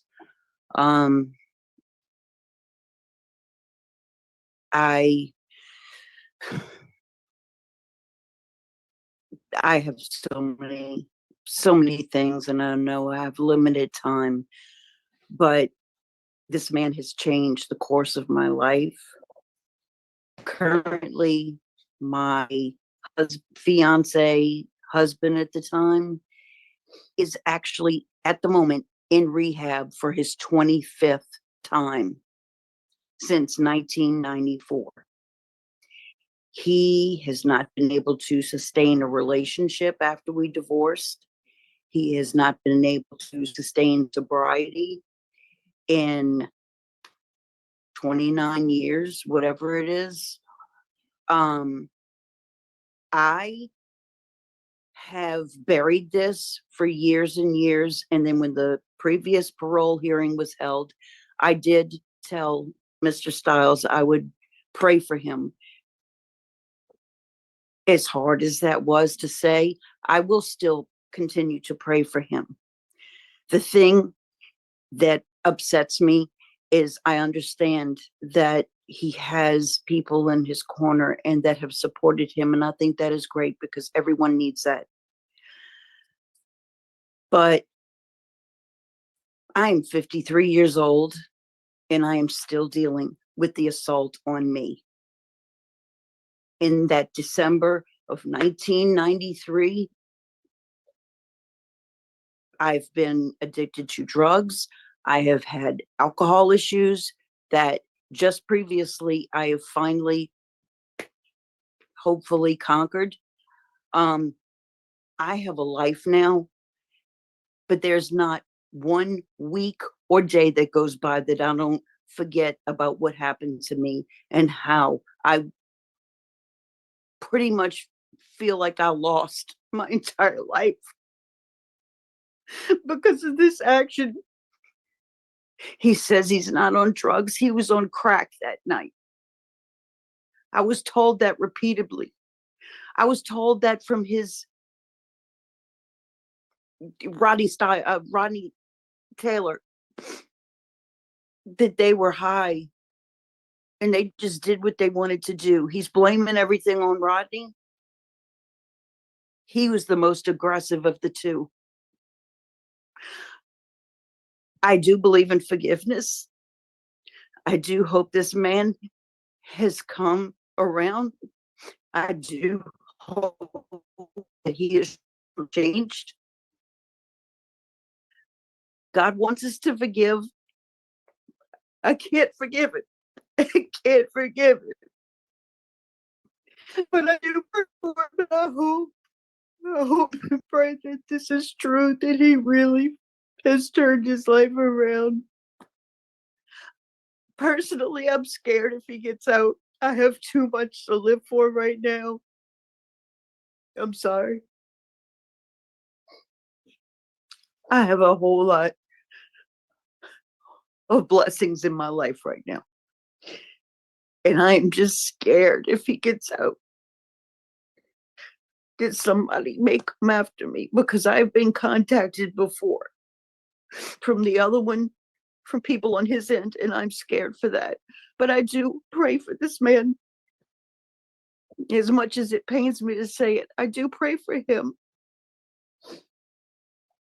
I don't know what else to say.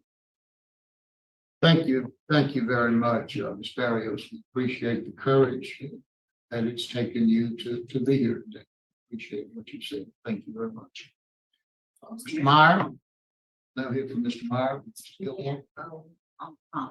Mr. Gilmore is on the phone. We'll take Mr. Gilmore first. Mr. Gilmore, can you turn off your YouTube, sir, please?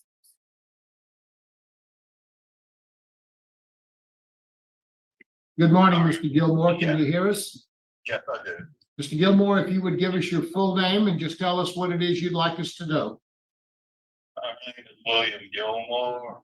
My status is I was a victim of armed robbery, and I'm not in favor of policing the style at this time. I understand he had a good family life and everything, but I am skeptical of his law. The job I have these days, I listen to a lot of gentlemen who come up to me, and it's almost like a scripted thing that I've come to realize people with the supporting people being released from prison have this scripted statement to make, talking about what they've accomplished, what they've done to improve themselves. And I hear it all the time. And most of the time when I'm dealing with these gentlemen, it's not true. And I feel like right now, what I'm hearing now may not be wholly true. I know that he says he's sorry about what he did, but he's sorry about what he did after he's been caught. He's been doing it. Last time when we had the other hearing, you know, man can say how he was a scared child trying to fit in with these other gentlemen. And when I was being robbed, he was the one telling Mr. Taylor to blow me away. He treated that like 6 or 7 times, telling him to blow me away, to blow me away. And he didn't. He did not sound like he was some scared kid. He sounded like he was the leader in that episode. And I just did not feel good about him coming out living amongst public. And I just feel like, you know, if he gets out, there's a really good chance he's going to do something else again like he did before. You know, I know he's taking all these programs and stuff, but, you know, I mean, I've seen a lot of people do and tell you they've done things just to get their way. And I feel that way about this. And I know he has supporters behind him from the project, whatever that lady was with. All I have to say is if someone feels strongly about having him released, they should ask themselves, would they like to take him and come live with him, their families, and themselves? That's all I have to say. Thank you very much. We appreciate your comments, Mr. Gilmore. Mr. Meyer? Yes, sir. Randy Myers, Assistant DA, Jefferson Parish. Good morning. we're strongly opposed to Mr. Stiles' request for parole. I will say he is very, very lucky to have a lady like his aunt in his corner. She's very impressive. There's very strong victim opposition in this case. At the prior hearing, there was a mental health evaluation in the record, which was not a very positive report. I do not see a mental health evaluation in the current record that's before us now. Stiles was a leader in these crimes. He's a very violent individual. He committed some violent offenses here. If he is released today, I think you're sending a signal to all of the criminals that we have in the state, in the city, particularly the juvenile offenders, that committing the crimes, there's no real accountability, no real consequences to those actions, because you're gonna let him out. In less than 30 years, he's gonna be let out, possibly, for committing a violent rape and a couple of armed robberies. We don't think there's sufficient time served. And if we go back and look, I know he's done a lot of good things since he's been incarcerated, but if you look back at his disciplinary record, he had 3 sex offenses while he was incarcerated. One in 2004 when he was 27, 2006 when he's 29, 2014 when he's 37. His brain has developed beyond the juvenile brain that they all like to talk about. He was an adult at those times and continued to commit sex offenses. For those reasons and the very strong victim opposition, we're opposed to his request. Thank you, Mr. Meyer. Always appreciate your comments.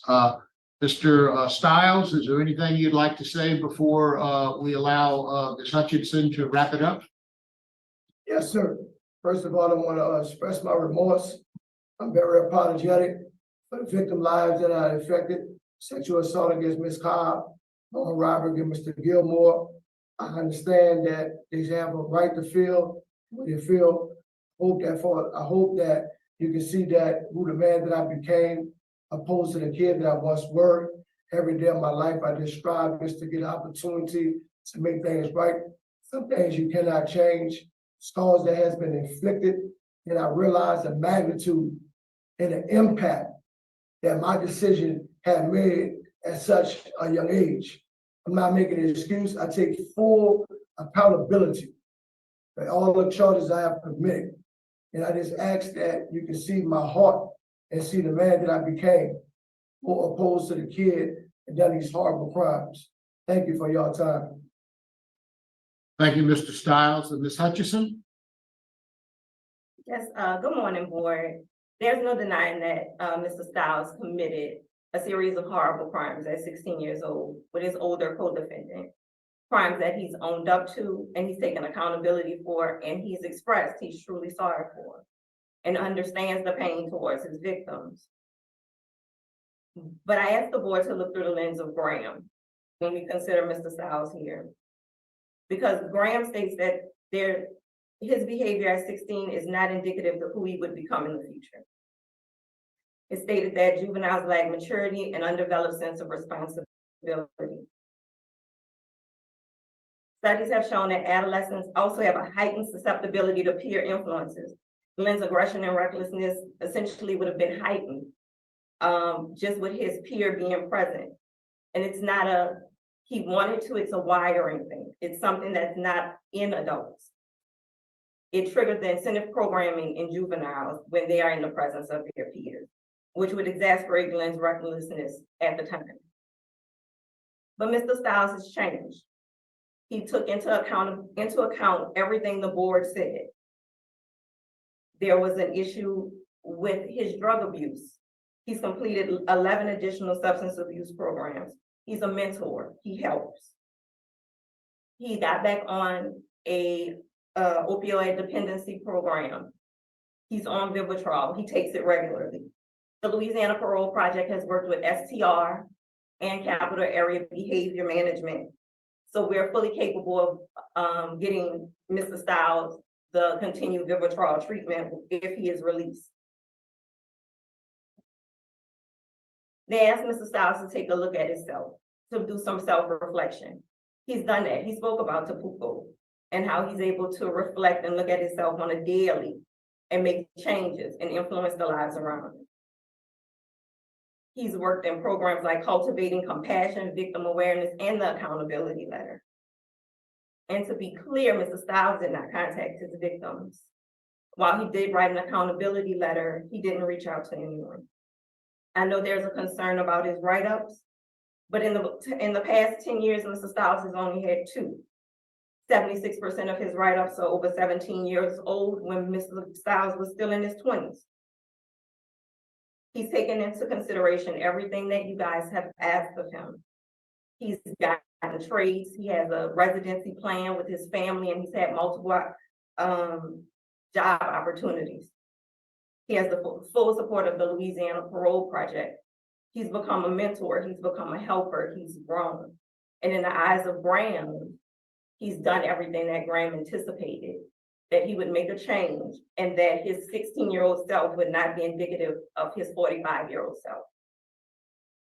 For all these reasons, we ask the board to please consider Mr. Styles to be released on parole. He has a low Tiger score and a low risk of recidivism. With any stipulations the board sees fit that may make the victims and the district attorney feel comfortable, we're willing to take. Thank you. Thank you, Ms. Hutchinson. Board ready to vote? I recommend executive session to discuss confidential matters related to this case. Second. Second. Roll call. Tony Marabella, Yes. Pete Freeman, Yes. Parole. Yes. The time is 9:45. The board is going to be at recess momentarily to go into executive session to discuss matters of a confidential nature. As soon as our executive session is over, we will resume this hearing. The time again is 9:45. Okay, the Committee on Parole is called back to order. We're back out of executive session. The time is 9:52. The panel is ready to vote. First off, I would like to thank everyone who spoke today, especially Ms. Barrios and Mr. Gilmore.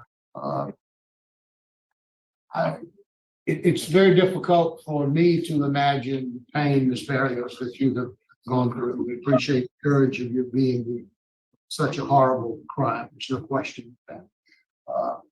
Our job on the parole board is to look at all of the factors. And one of those factors certainly is the horrible nature of the crime. And this one is some of the worst that we've seen. As a pardon board, we have to look at the totality of the circumstances. Who Mr. Styles was at the time this was, his age at the time he committed this crime. He was 16, he wasn't 17 yet. The law provides 2-3 days make a difference. But he was 16 years old. We know what Graham said and why Graham said it. We have to look at who he is today and what he's accomplished. He's done a lot of things. He had done a lot of things when he was here at the hearing the last time. He did not get my vote, but he did get one vote the last time. And there were some things that I thought he needed to do to gain my vote. And he has done those. He has done a lot of work since then on his substance abuse, but the overall record of what he has accomplished, he is a low risk. He's taken some excellent programs. He has got a good transition plan, good comments from the warden. He took sex offender treatment a long time ago. He has explained to us exactly what he's learned by that. And I do sense true remorse. My vote today would be to grant his parole to the Louisiana Parole Project, follow all of their recommendations, and then thereafter ICOTS to Georgia. I would also require that they would do, I know, a substance abuse evaluation and a mental health evaluation, follow all of those recommendations. And thereafter, 3 AA meetings per week. random drug screens for 6 months, 5 hours of community service work, absolutely no contact whatsoever. Victims in this case or the victim's family, and to follow all of the sex offender registration requirements and laws. So that's my vote, but I'm only one of 3 votes on this last. Thank you, Chairman. Mrs. Stiles, this is a very, very difficult, very difficult situation. To everyone that participated here today, I hear you. I hear you. And as the attorney said, we have to follow the law about who you are today, what you have overcome. And that's the whole point of the parole board, is to determine if the person who committed the crime and the person that sits before us, if they are different persons, then it inclines us to vote toward your release. You did a great home. You did. You healed, and now you've been helping others. And that's all I can ask from any human being. You do a great harm, you heal, you repair yourself because you are a wounded person, because hurting people hurt people. And then you start helping others. You've demonstrated that today. So my vote is to grant as well. I would like for you to stay at the Louisiana Parole Project for 6 months. You need that. They are experts in doing what they do. And you need all of that before you leave. Now, and you need it one-on-one. I know you once a client, always a client. I know that it's going to be virtual and all that, but I want you to be able to go to the center and get your feet into what the Louisiana Parole Project and all. And after 6 months, apply for the ICOPS to Georgia. And I concur with all the special recommendations that Mr. Marabella set forth. But when you get to Georgia, I would like you to report to probation parole weekly for the first 90 days. You really got to get acclimated to how things go. And I don't want any confusion about, well, I didn't know. If you see your parole officer once a week, you'll get acclimated to what those conditions are, because that's going to be new for you. That is my vote. Best wishes to you. Thank you very much, Ms. Wise. Mr. Freeman? Very, very difficult case because of your age and things, but I looked at several things and I was conflicted on several things, but the bottom line is the rape was bad enough, but it was the after effects. I thank the victim for showing up today. I also will say your aunt is a terrific lady. You need to keep listening to her, but I looked at the after effects and 2 lives have struggled. And I hate to put it like that, but I mean, and it's because of what you did to the young lady and to her boyfriend. So my vote today is to deny. Mr. Stiles, you have 2 votes to grant and 1 vote to deny. It requires a unanimous vote today. We did not get that, so but you did get 1 more vote than you got the last time. So perhaps the next time, keep working hard and reapply. Perhaps it'll be different next time. But your parole today has been denied. Good luck to you. And Mr. Freeman with the dramatic denial out of like the Hollywood movies. He comes in there out of left field, right field, either way. He surprised everybody. If you saw Stiles, he couldn't even hold himself back. I almost for a second felt bad for him until I'm brought back down to earth, and it's like, hello, wait a minute. It's the survivors that come first. It's the victims that come first. You cannot alter someone's lives and then re-victimize the survivors.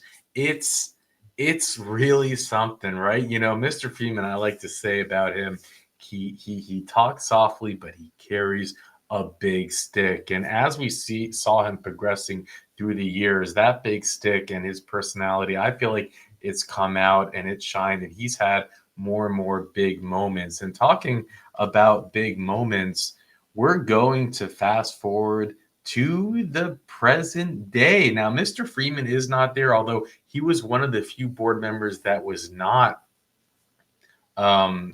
that was not removed from the new governor, because that's how it works in Louisiana and in most states. The governor handpicks the parole board. Miss Jackson was not repicked. Mr. Roche was not repicked. Mr. Mirabella, I don't know if they would have come back anyways.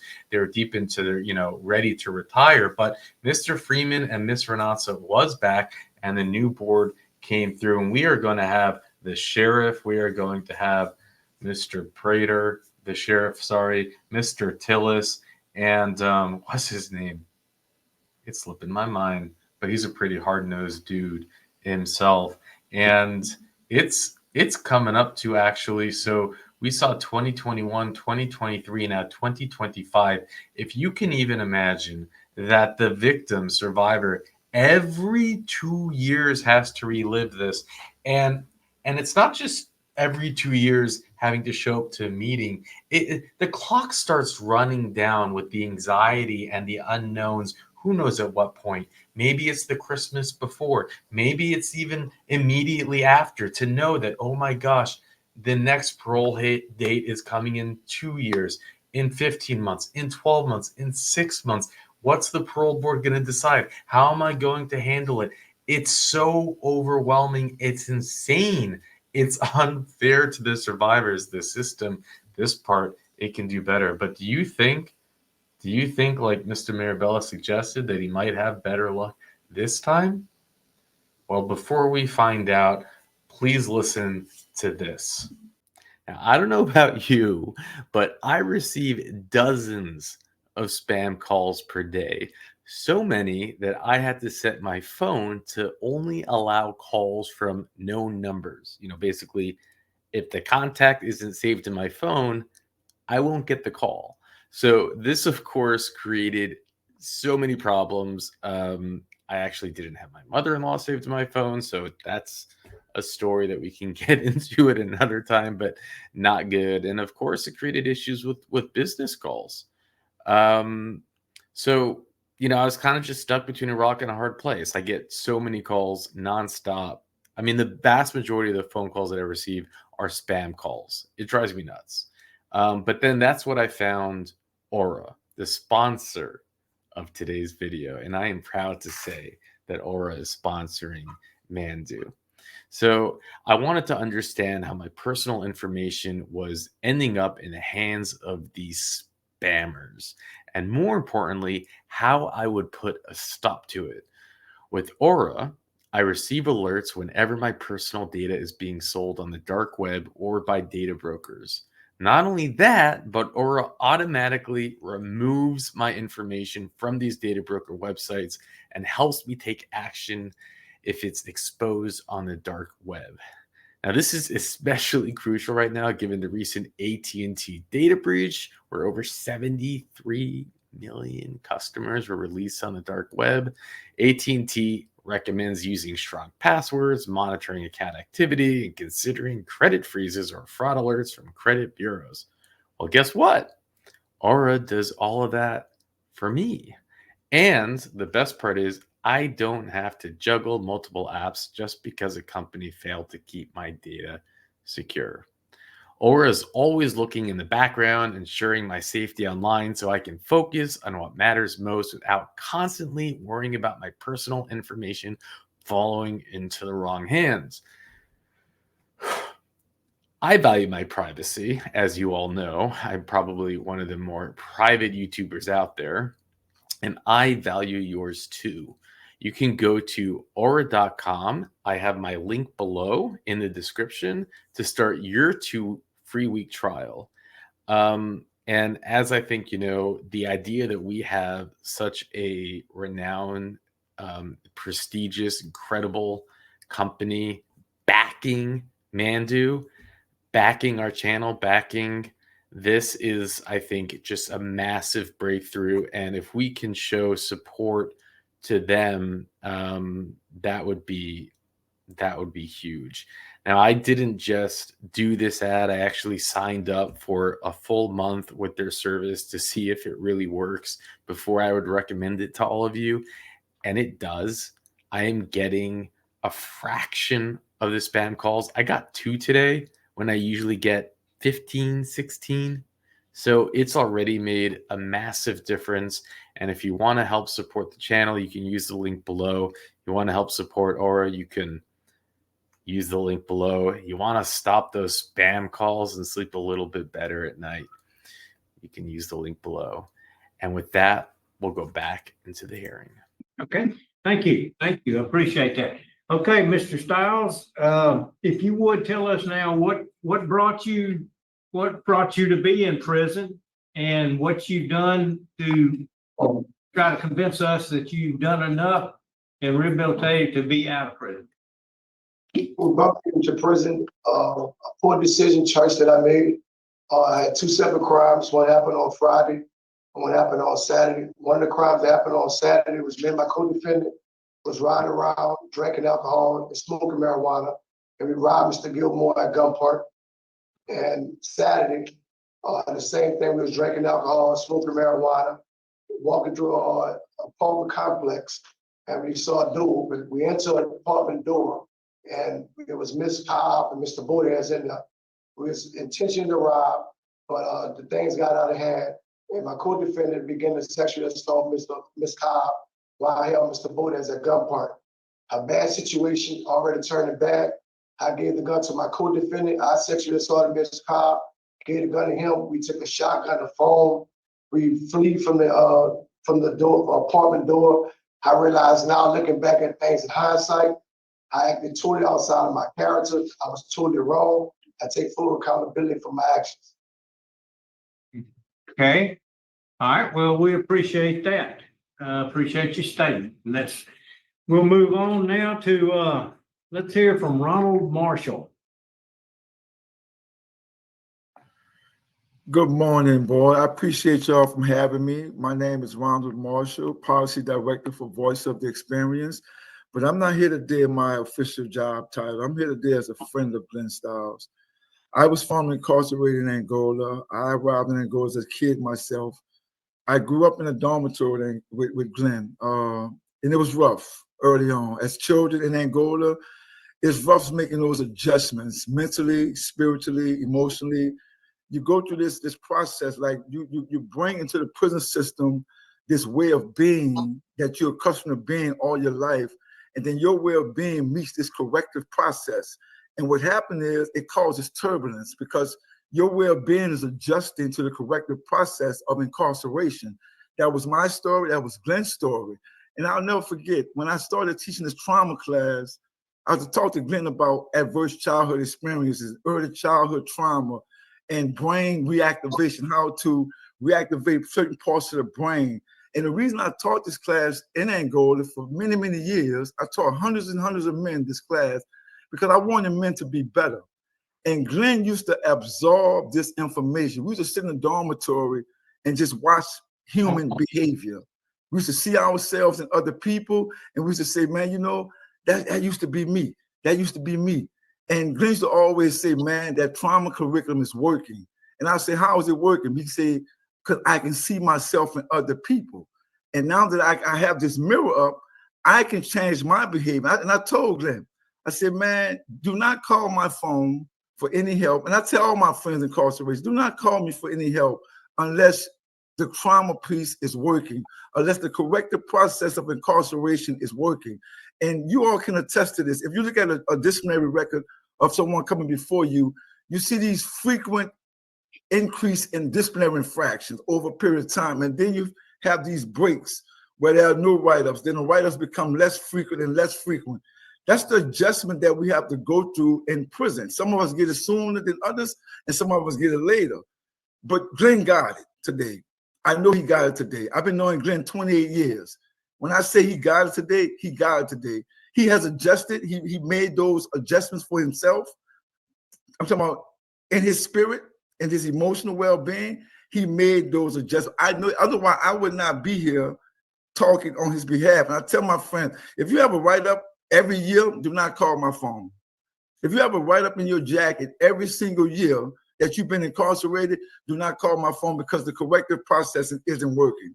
And that's the only reason I'm here today to support Glenn, because I know it's working and he deserved a second shot at society. He deserved it. He earned it. It was hard on us as a kid. And I say that, Glenn, I'm just asking this board to consider my statement, consider all the hard work Glenn put into correcting himself, because he deserves today. You can't fake 10, 15 years in prison. You can't fake that long. You can fake for a certain amount of time, and then you find yourself being disciplinary again, facing the board, and now you're back in cell block. But with Glenn, he's not faking. I know when Glenn was messing up because he stayed in and out the cells. I know when he was violating. Today, after 20, 30 years in prison, I know that Glenn has figured it out. I know that for a fact.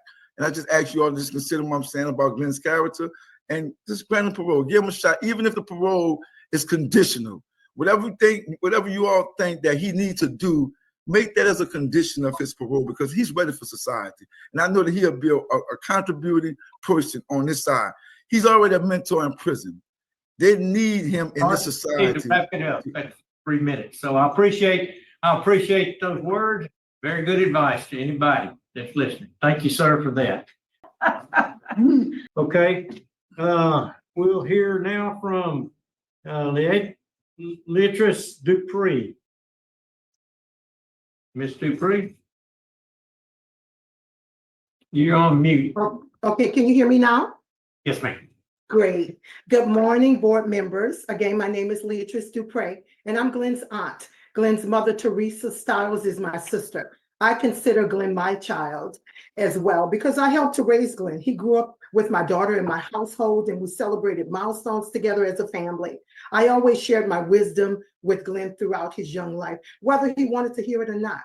You know, and I still do to this very day. In fact, I spoke to him last night, the night before, and the night before that. Glenn respects my opinion, and he respects me.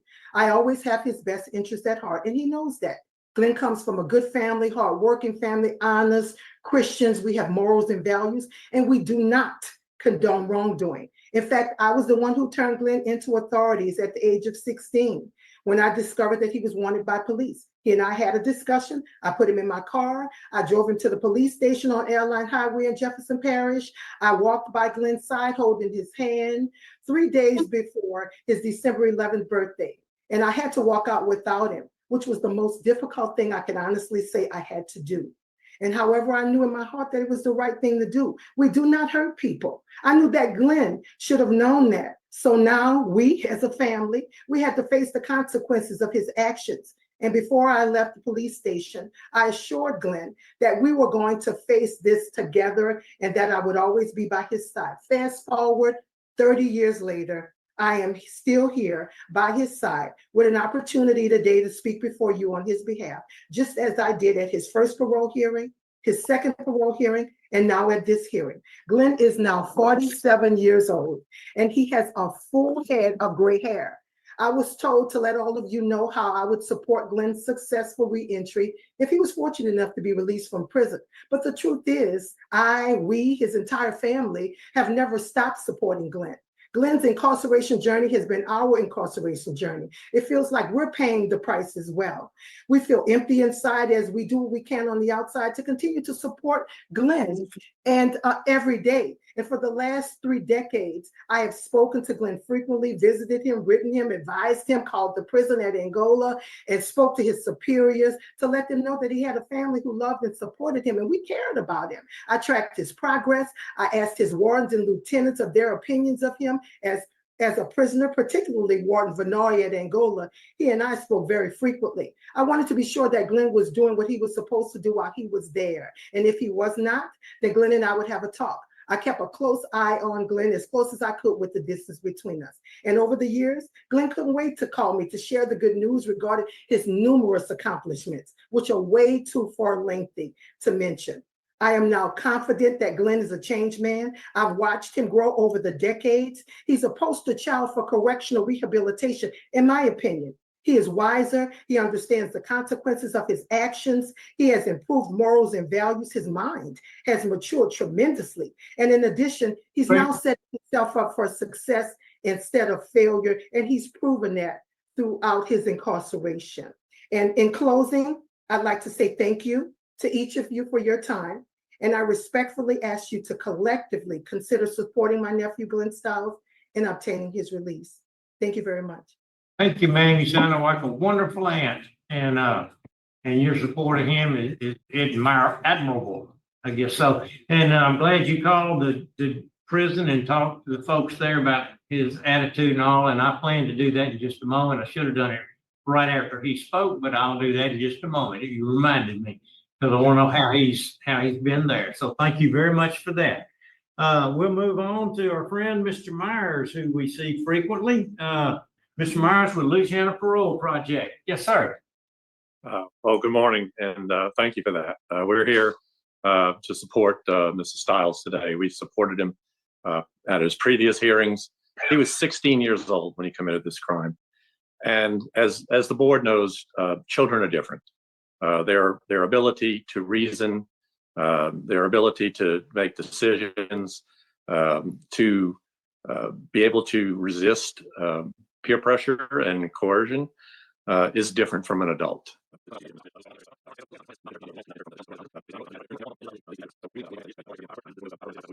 In looking at Glenn today. Okay, thank you, Mr. Myers. Appreciate your input. And now let's, before we let Ms. Hutchison wrap it up, as far as the folks in favor, I'd like to hear from the warden. What kind of fella has Mr. Stiles been? Yes, sir. I showed that currently he's in electrical maintenance, works maintenance crew, which is all over the compound. He has a history of being a mentor in some of our programming dorms. And he had a total of 42 write-ups since 1996 and hasn't had another write-up since 2015. Okay, thank you. Thank you for that. Okay, Ms. Hutchison, is there anything that you'd like to tell us? Yes, Mr. Prater. However, Mr. Stiles didn't get to answer why he should be granted parole. In his initial statement, it kind of went past him. I didn't know if you would like to hear that before I make my closing. Yes, ma'am. It would be interesting. We'd like to know that. Yes. My apology. I didn't know it was a two-part question, but I realized the harm that I created to the victimized Ms. Cobb, Mr. Bodas, and Mr. Gilmore. I had time, the privilege, the opportunity for my two last hearings to hear the pain, the trauma has been caused for my decision making. I realized the man that I became, I take full responsibility for my actions.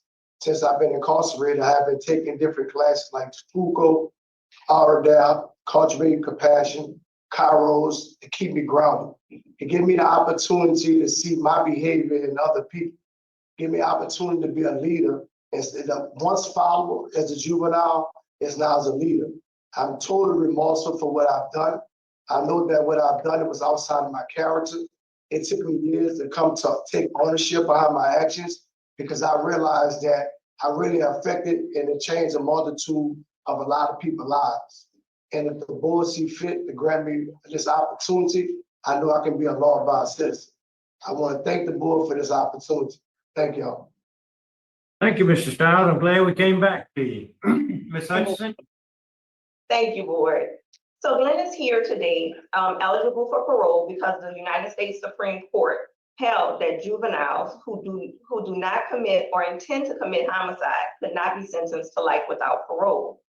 Part of the reasoning was that none of the recognized goals of penal sanctions provided an adequate justification for a life without parole sentence for a non-homicide offense committed by a juvenile. Instead, they must be given a meaningful opportunity for release. Glenn has this parole eligibility because the court said for juveniles that it can't be conclusively determined at the time of sentencing that the juvenile would be a danger to society for the rest of their life.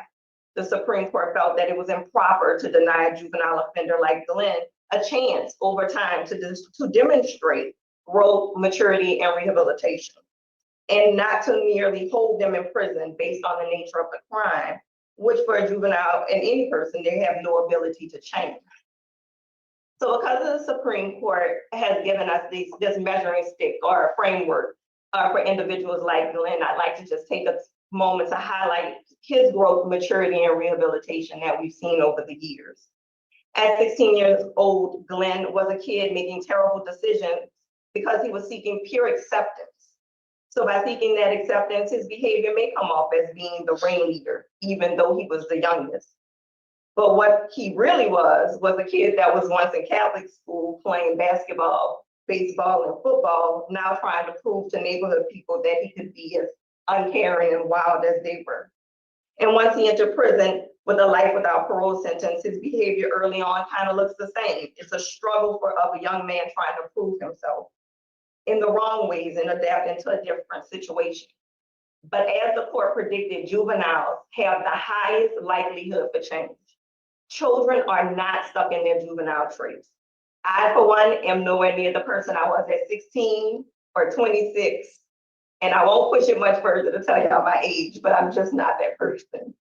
And the reality is Glenn is like most of us. He's pushed and really shown us his capacity for change.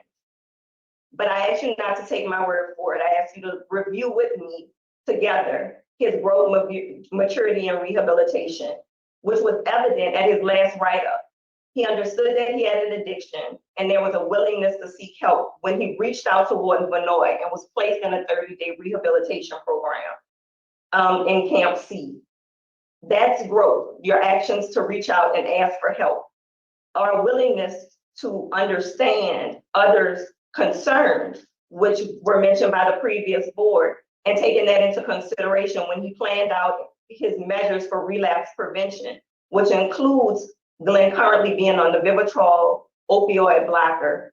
And he's attended multiple 30, 90-day substance abuse programs. And when he was in the residential drug abuse program, when he first entered Hunts, he took the program and then remained in the program for, I believe, a year as a mentor. So having continued long-term substance abuse programming. His maturity, growth, and rehabilitation from learning from individuals like Mr. Marshall, who taught him classes and poured positivity and accountability into him, encouraging education and spiritual development. And now Glenn is able to teach, right? And he's come around to teaching classes like to Huco, the residential program, values. And this is not new. Glenn got his GED in 1999, and he's been in self-help programs since 2001. He understands the trauma that he caused, and he understands the shame associated with it and the apprehension for women who may have to be around him. In so much that in his mental health report, the doctor acknowledged that he was remorseful about his crimes, but he didn't talk much about the rape. Well, I can attest that Glenn has a strong desire not to make women that have to be in his presence feel uncomfortable. And having to speak about the crime, even to a medical professional, is done with caution, not in a way to hide anything, but rather in a way to not make her feel uncomfortable around him considering his crime. That approach, which others feelings in the forefront, is a testament to Glenn's growth, maturity, and rehabilitation. He's taken victim awareness, victim impact training, victim accountability letter, and he participated in the National Crime Victims Week, where he again participated in victim awareness and the victim accountability letter training. Lastly, he was willing to educate himself and learn trades and become a man who is employable, can make a living wage and be a taxpayer and not a tax burden.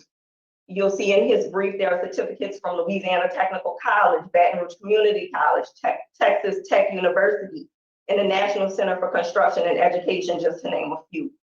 He has a pesticide license, carpentry, electrician, and graphic communication. Glenn comes before this board covering everything in growth, maturity, and rehabilitation, extreme remorse and regret for his crimes, and the desire to prove he is worthy of a second chance. The parole plan that you received from the Louisiana Parole Project is tailored to be consistent with a focus in public safety and a success for Glenn to complete his sentence on parole. He is planning to be long-term with the Louisiana Parole Project and has 2 job offers in Baton Rouge, one in electrical and a part-time cleaning job. He has no plans to return to Jefferson Parish or any parish his victims live in, and we're amenable to any travel restrictions the board deems necessary.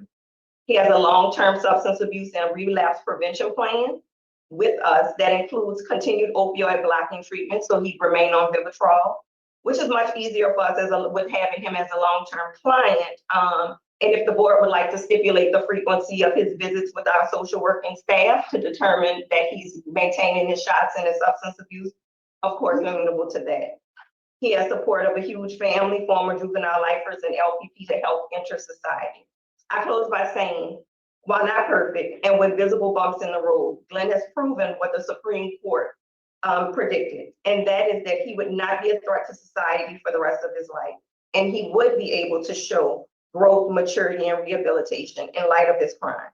For those reasons, the reasons in the brief, those articulated by the warden and Glenn supporters, we respectfully ask the board to grant Glenn a second chance. He is not the same 16-year-old he was in 1994, and with any conditions this board deems necessary for the support and success of all those involved. Thank you. Thank you, Ms. Hudson. Appreciate all that information, and we'll move on now to there'll be 3 people speaking in opposition. The final one will be Mr. Randall Meyer. Oh, so we'll start with Lisa Barrios. Lisa, would you talk to us, please, ma'am?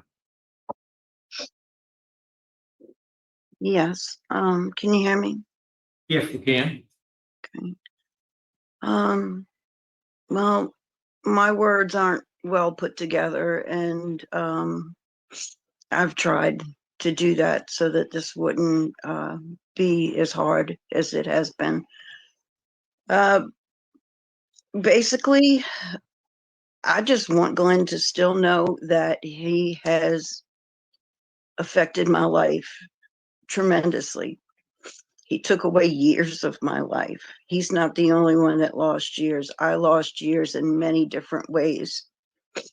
I have hated myself my whole life. I have hated myself. I have had self-loathing, self-destruction, social anxiety, many failed relationships. And I know that's not all on him. A lot of that is my choice. And it was up to me to do something different with it. And I just wasn't strong enough to always do that. I don't know what's going to happen. I don't know what your decision's going to be. And I'm not trying to really sway anybody. I just want him to know how profoundly he hurt me. I hope he has changed. I hope everything that everybody said is true. And I just want him to know how bad I've been hurt my entire life from that incident. Thank you. Thank you, ma'am. I'm so sorry. I'm so sorry. Okay, Mr. William Gilmore. Is Mr. Gilmore, is this him? Mr. Gilmore, can you hear me? Mr. Gilmore. Yes, can you hear me? Yes, we can. We can hear you, and I think it's up as loud as it will go, and we'll see. Okay, yes, sir. Go ahead. All right. Yeah, I'm opposed to his being released because Can he committed. excuse me just a second. Let me take just a break. Can y'all hear him okay? Yes, sir. Yes, sir. Okay, go ahead. I'm sorry. Go ahead, Mr. Gilmore. I'm opposed to any early release of Mr. Stiles because I feel like this is the 3rd time I'm attending one of these hearings. And I have to admit, I've heard Ms. Barrios' story a couple of times and it does affect me. I know I was a victim of an armed robbery he committed, and that did bother me to have someone holding a gun to my head and him yelling almost at the top of his lungs, seemed to the other guy that killed me several times while I was on my knees in the parking lot where they robbed me. That was bad enough, but I know the crimes that he committed against Ms. Barrios make mine pale. And I don't see, all these times I've attended these hearings, I can't say I've heard any convincing remorse on his part for what he's done, because I mean, what he did cannot be taken back. And I know he's got all these people rallying around and saying what a wonderful person he's become, but I still feel like he has a debt to pay. And It's a shame that he is getting so much support and someone like Ms. Barrios seems to be on her own dealing with this, and everybody's concerned about the criminal and not the victim. I cannot say I'm in favor of his being released anytime in the near future. And I guess that I have to leave it, but this is like people that are all in favor of him being released. I know this sounds harsh, but I wish you guys could take him home to live with you and your families and see how that goes. Yes. All right, that's all I have to say. Mr. Gilmore, we appreciate you joining us by phone and we take your comments to heart also, just like the others. Thank you, sir. We'll hear from Mr. Randall Meyer now. Mr. Meyer, would you close it out for us before it turns over to the board? Yes, sir. Randall Meyer, Assistant DA, Jefferson Parish. We remain opposed to Mr. Stiles' request for parole. One, there's victim opposition. To Dr. Ord's reports from January of 21, and I didn't see any more recent ones than that, a little bit disturbing. Suggests there's questionable validity because he presented himself in an overly favorable light. And it appeared that Dr. Ord was questioning, his truthfulness of going forward and where he's been and what he's been doing. He was given some drugs to help with opioid abuse, and he quit taking them because he said he didn't need it, and that was concerning to me as well as Dr. Ord. Looking at his disciplinary report, he hadn't had a report since 2015, which is pretty good. But when you look back at some of what the offenses were, we got to remember he's in jail for aggravated rape. In 2004, when he was 27 years old, he had an aggravated sex offense. In 2006, at 29 years old, he had an aggravated sex offense. And in 2014, at 37 years old, he had, again, number 21, aggravated sex offense. We are concerned if he's released, if he's going to be a productive member of society. And I'm not completely clear on this. Back in 23, in our opposition, we noted that he had only taken 3 phases of the sex offender treatment. I don't see another certificate of record showing that he completed the 4th phase. Only 3, and so I'm not certain on that, whether he's completed all of the sex offender treatment or not. So those reasons, we remain strongly opposed to his release. Okay, thank you, Mr. Mayor. Appreciate that.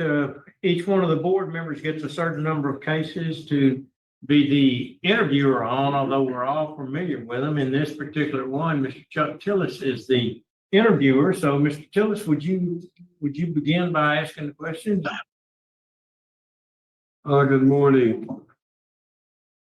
How are you today? All right, sir.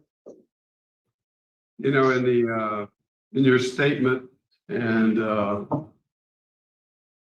your attorney, you've answered a lot of my questions. And this time I don't have any more questions. Okay, we'll turn it over to Mr. Barrod. Do you have any questions, Mr. Barrod? No questions. Okay, I don't have any questions either. I'd like to move for executive session, please. Okay, got a motion Okay. and a second for executive session. All in favor, say aye. Okay, we'll keep going. Okay, yes. Laura, Yes. Tillis. Yes. Okay, the time is 11:21. We're going to walk to the back and have an executive session for just a minute. Some facts that we want to talk about, and then we'll be back in just a few minutes, and we'll let you know within vote. So, time. All right, we're I need a motion to get out of the executive session. I'll make that motion. Got a motion and a second. And we have a roll call. Bob Ross, Yes. Kelly, Yes. Percy. Yes. The time is 11:26. We're out of executive session. We're prepared to vote. Ms. Excuse me, may I make a brief statement just to clarify a couple of things before we go into the vote? If I may. Okay, yes, ma'am, and very briefly. Oh, yeah, it's three quick things. Glenn has been back on the opioid blocker since 2022. I know there was a period without it, but he has been back on it since 22.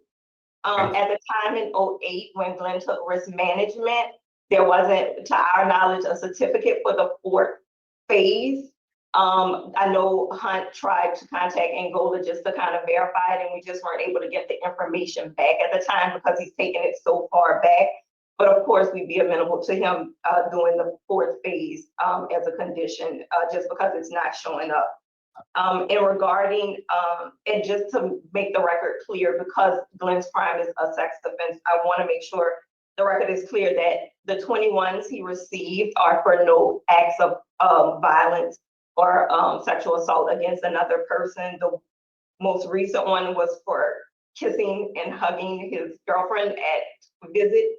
The other 2 rounds were made once while he was in the shower and another time while he was using the restroom. And so he was not fully clothed. But those, I did not want the board to think that these were any kind of crimes of violence against another person. Thank you. Thank you. We appreciate that. Okay, I think we're prepared to vote. Mr. Stiles, I've gone through your case for about 3 days, and I believe you have been reformed. I believe you have remorse, and I think you've done pretty good at the prison system by trying to change yourself. But my vote's going to have to be denied because of the victims. Thank you, sir. Then I guess That's it. I deny. Well, I commend you on your prison record and your work while you're in jail. You are doing a good job there, like Mr. Tiller said. But I too have a problem with the sex offense. That was a pretty serious and violent attack, and I have a hard, if it was just armed robberies, it might be a different story, but that takes it to a different level. And for that reason, I vote to deny also. okay, and I concur with what the others have said because of victim opposition and the horrendous crime that it was. My vote also is to deny. Sorry, but you're denied today. The time is 11:29. In that hearing, we'll be back to Hunt in just a few minutes. And just like that, they denied. This one was not climatic. It was over at the first vote, and I guess we'll see him again in 2 more years, if you can even imagine that. We've been here a long time. We're going close to already the 3-hour mark, so I'm not going to go on any longer. I'm just going to, it's. I thought that it's again, this is about the survivors. This is about those who show up, who have to show up every 2 years, who have to be put in the place of not knowing what the decision is going to be, who have to maybe relive it, who have to go through the terror. And I feel that this is it. This is it right there. And, it was really something with the mic drop. Of look at all the supporters, look at all you guys. Yeah, why didn't you have them move in with you? And why is there so much support? Why is there so much support for them and not for the victims?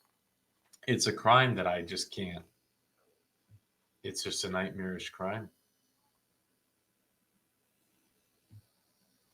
And then Randy Meyer with the cherry on the cake to talk about those write-ups. And look, it's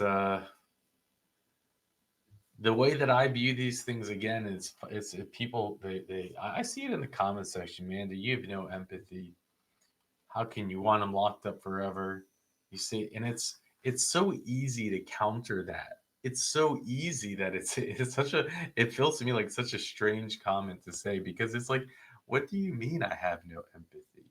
My empathy is for the survivors that spoke. My empathy is for them. You know, like you have to make a choice. You want to have empathy for the person who did the crime, or you want to have empathy for the person who the crime was done to? Do you want to re-victimize that person by granting parole? How do you answer that? And, Louisiana, they seem to do it right compared to the other states that we cover, in Iowa, in Connecticut, in Utah, where they don't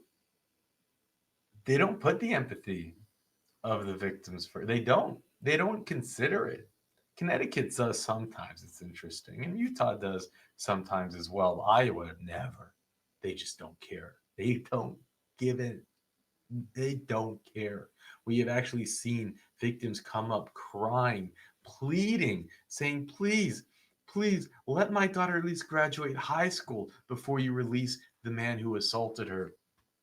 And the Iowa Parole Board would, in their summary, say, there's no reason for this person to stay in prison any longer.